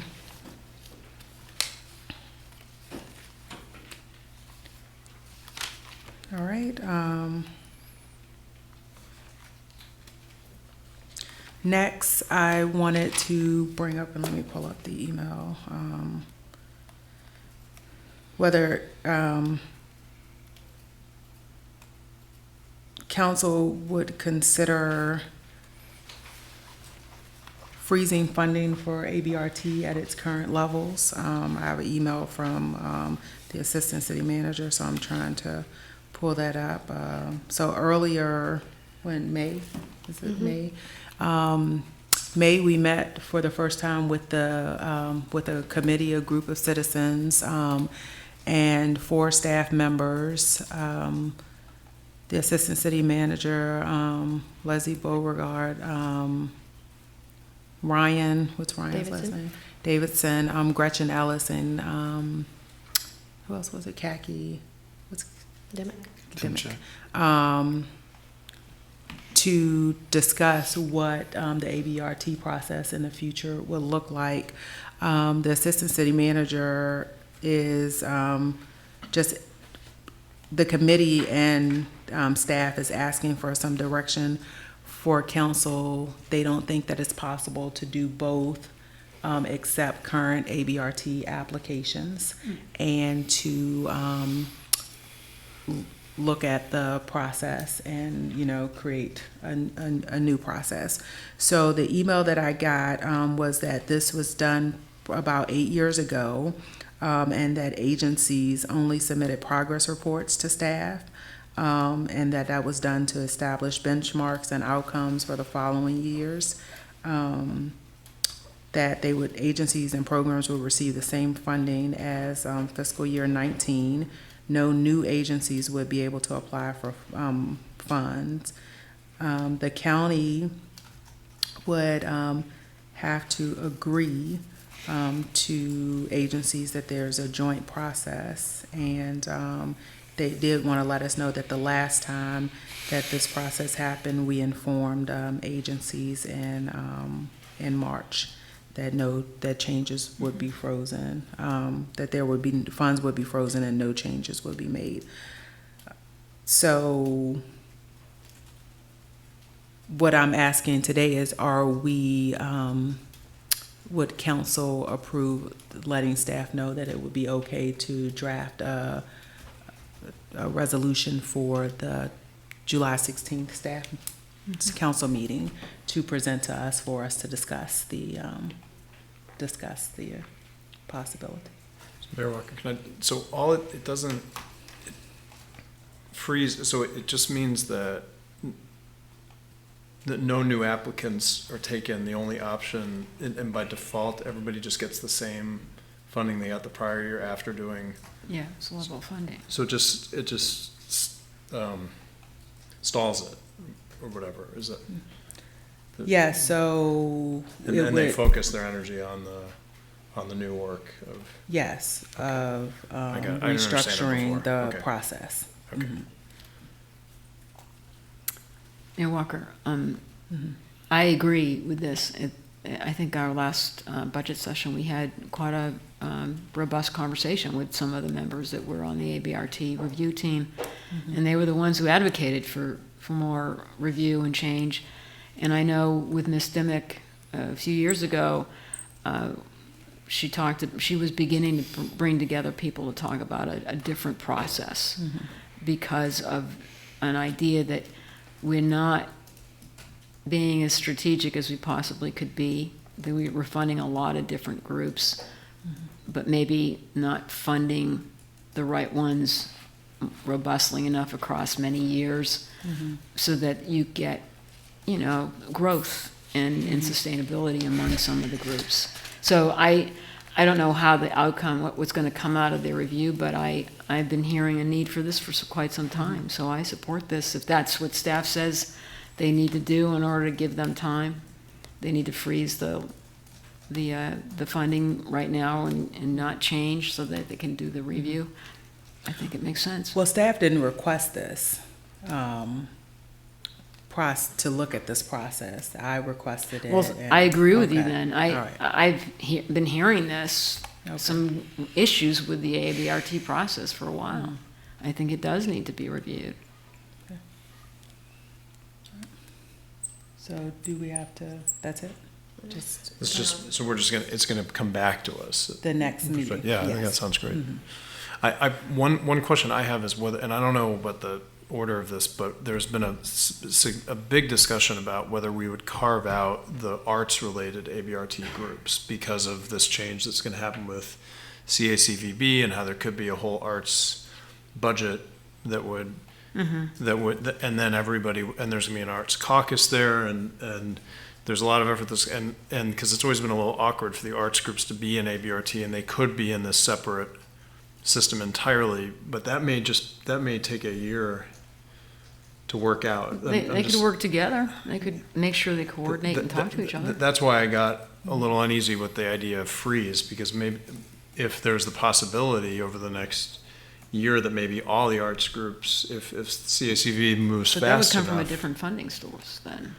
Well, I thought the idea was that that entire part of the pie would just go over to CACVB, and then that they just would apply there, and they would get their money from there, and it's a different set. It's like could artists be, doing. But then this might be a good opportunity to get that worked out without getting rid of the funding right away prematurely. Right. I guess it just makes I guess we can talk about this next time, because there will be the possibility with this discussion that maybe at worst it all stays the same, but the arts groups could get their funding maybe from CACVB, and we could just cut that check over to CACVB instead, and then all the arts groups go over there, and then the arts is simplified. As long as we can talk about this the next time. Sorry, but if you could pass that along to staff, that what they could prepare to us could at least address that possibility, maybe. Okay, I just wanted to say that. Okay. Thanks. All right.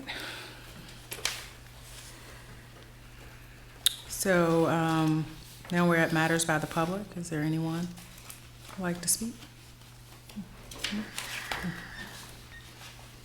I was on the sign-up list in part 2 of it. Oh. Good morning. Good morning. I'm Dr. Rich Gullick. I'm the former Director of Operations for the Rivanna Water and Sewer Authority and a resident of Earlysville. And I want to discuss the City Council's resolution from June 4th that advocated for certain timelines for the construction of Rivanna's proposed $82 million pipeline project connecting the South Fork Rivanna Reservoir to the Ragged Mountain Reservoir. There's been a tremendous amount of misinformation disseminated by the leadership of the Rivanna Water and Sewer Authority regarding this pipeline project, including key parts of the information presented to this council in support of the resolution. Their misinformation campaign became so egregious that I resigned my position as Director of Operations in protest, and so that I could bring the truth of this situation to this community and to you. For example, Rivanna's own data shows that this pipeline is not needed anytime soon and won't be needed until well after 2062. The approved resolution would have this expensive pipeline completed decades before it's needed.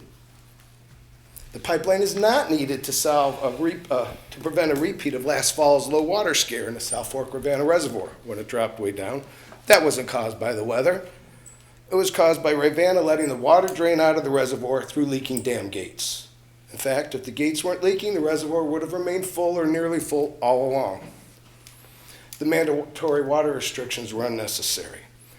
Schedule option D, the latter one of the group, which you rejected, is actually the only one of the 4 schedule options presented to this council that follows the approved community water supply plan, as it uses actual projections of needs for its timing, and it finishes filling Ragged Mountain Reservoir, the final 600 million gallons that it's already built for, prior to building the much more expensive pipeline.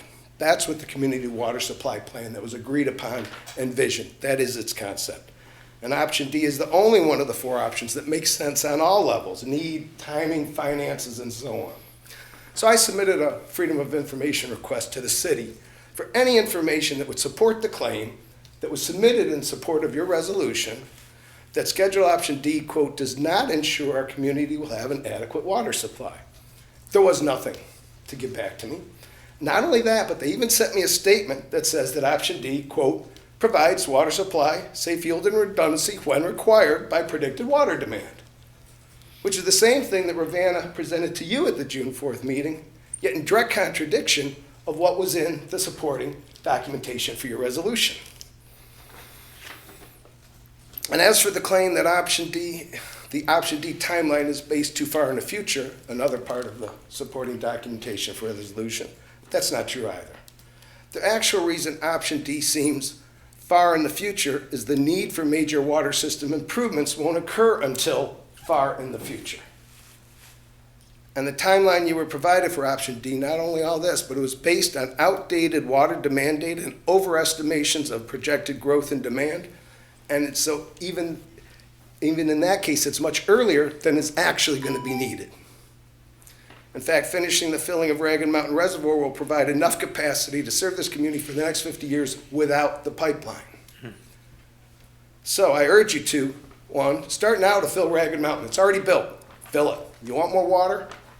You've got 600 million gallons of air where you could fill with water. Getting a little off track. Base the timing of the pipeline on actual need as determined by engineering analyses. And whenever the pipeline project is completed, Rivanna should change the permit and continue to transfer the pristine Sugar Hollow water directly to Ragged Mountain as much as possible for protection of the public health of the community you serve. So please, review the flyer and handout that I'm about to give you on the various schedule options, as well as other information I'm going to provide you via email, and I'd be available anytime to answer any questions any of you may have on this very important subject. Thank you, Mayor, Vice Mayor, and Council.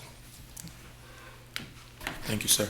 Thank you, sir. Mayor Walker, I would like to respond to this at the next meeting. It's too late, and I need to read this document, but I can assure you that our staff at the Rivanna Water and Sewer Authority have been doing the analysis.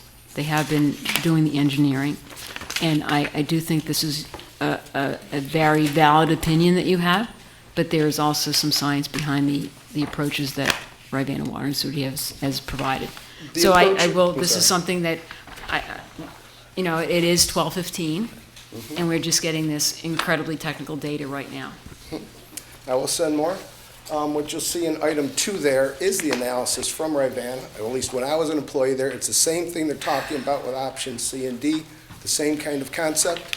These are from their data. Mr. Mr. Signer, yes, sir. So I think we just talked now, but I followed the coverage of this without knowing much about it, other than I was we did declare the drought last year. This seems, these are very grave allegations and sort of in a whistleblower vein, if you're not still there. Description, sir. Just let me, this isn't a dialogue. I apologize. We're all tired. That's okay. And I would very much like from our staff, through what appropriate personnel there are, to be advised of these. Ms. Galvin is actually on this board, which is an important, and we all know from the boards that we sit on, you have different lenses, but they're very serious, and we actually have gotten pulled into this, not just with the decision recently, but with the drought declaration, and that was a whole big thing, and it was fairly abrupt, and then it went away fairly quickly, and And I would like to know more about this. I'd like to get some real, I don't know who the right person in staff is, Mr. Jones, but We've asked the folks at Rivanna to put together information. Yes, we have. well, be but Rivanna responsive may to this be, I'd like something from within our staff because that's a separate, Rivanna, it sounds, with whistleblower type allegations, it is a, the getting something from the body in which the whistleblower was is one thing. We're a separate entity. So I'd like some separate analysis at some point. I mean, we're on a tight time frame here, so it's probably not super urgent, but I think that it would be a good thing to put in our workflow. Anything that we'd receive from Rivanna would go through Lauren Hildebrand and the folks. Our in own the separate building. analysis. That's correct. And Okay, Lauren well- Hildebrand has advocated for options B or C, which is what this council voted for last time. Yeah, but that may, we're being told that may have been a mistake. So I would like to just take all of these allegations evenly and analytically, so that's. Please read my material that I I'll will. send you and make your own decisions as to whether there has been any form of misinformation or cover-up or anything else. Regarding that drought, it rained more last year from August 1st to September 20th than any of the previous 3 years, yet the reservoir went down. That was leaking gates. The math proves it unrefutably. And we need redundancy in the system, and that was proven at the last weather event that we had last month. So redundancy is critically important. And I think we do need to be looking at this holistically, and we do need to have professional advice on this. I do think some of the language is extremely charged, and I find that that's, you use the word whistleblower, but there's also the importance for real reasoned approach to this. Of course, and argument. of course. So I'll just leave it at that. This is a very, again, it's detailed, but it's a very specific scientific and engineering analysis that I'm well qualified to provide to you, not just as a former director at Rivanna, but as a PhD environmental engineer, et cetera. So I can provide more again. Thank you. Thank you all. Thank you. Thank you. Anyone else? Would anyone else like to speak?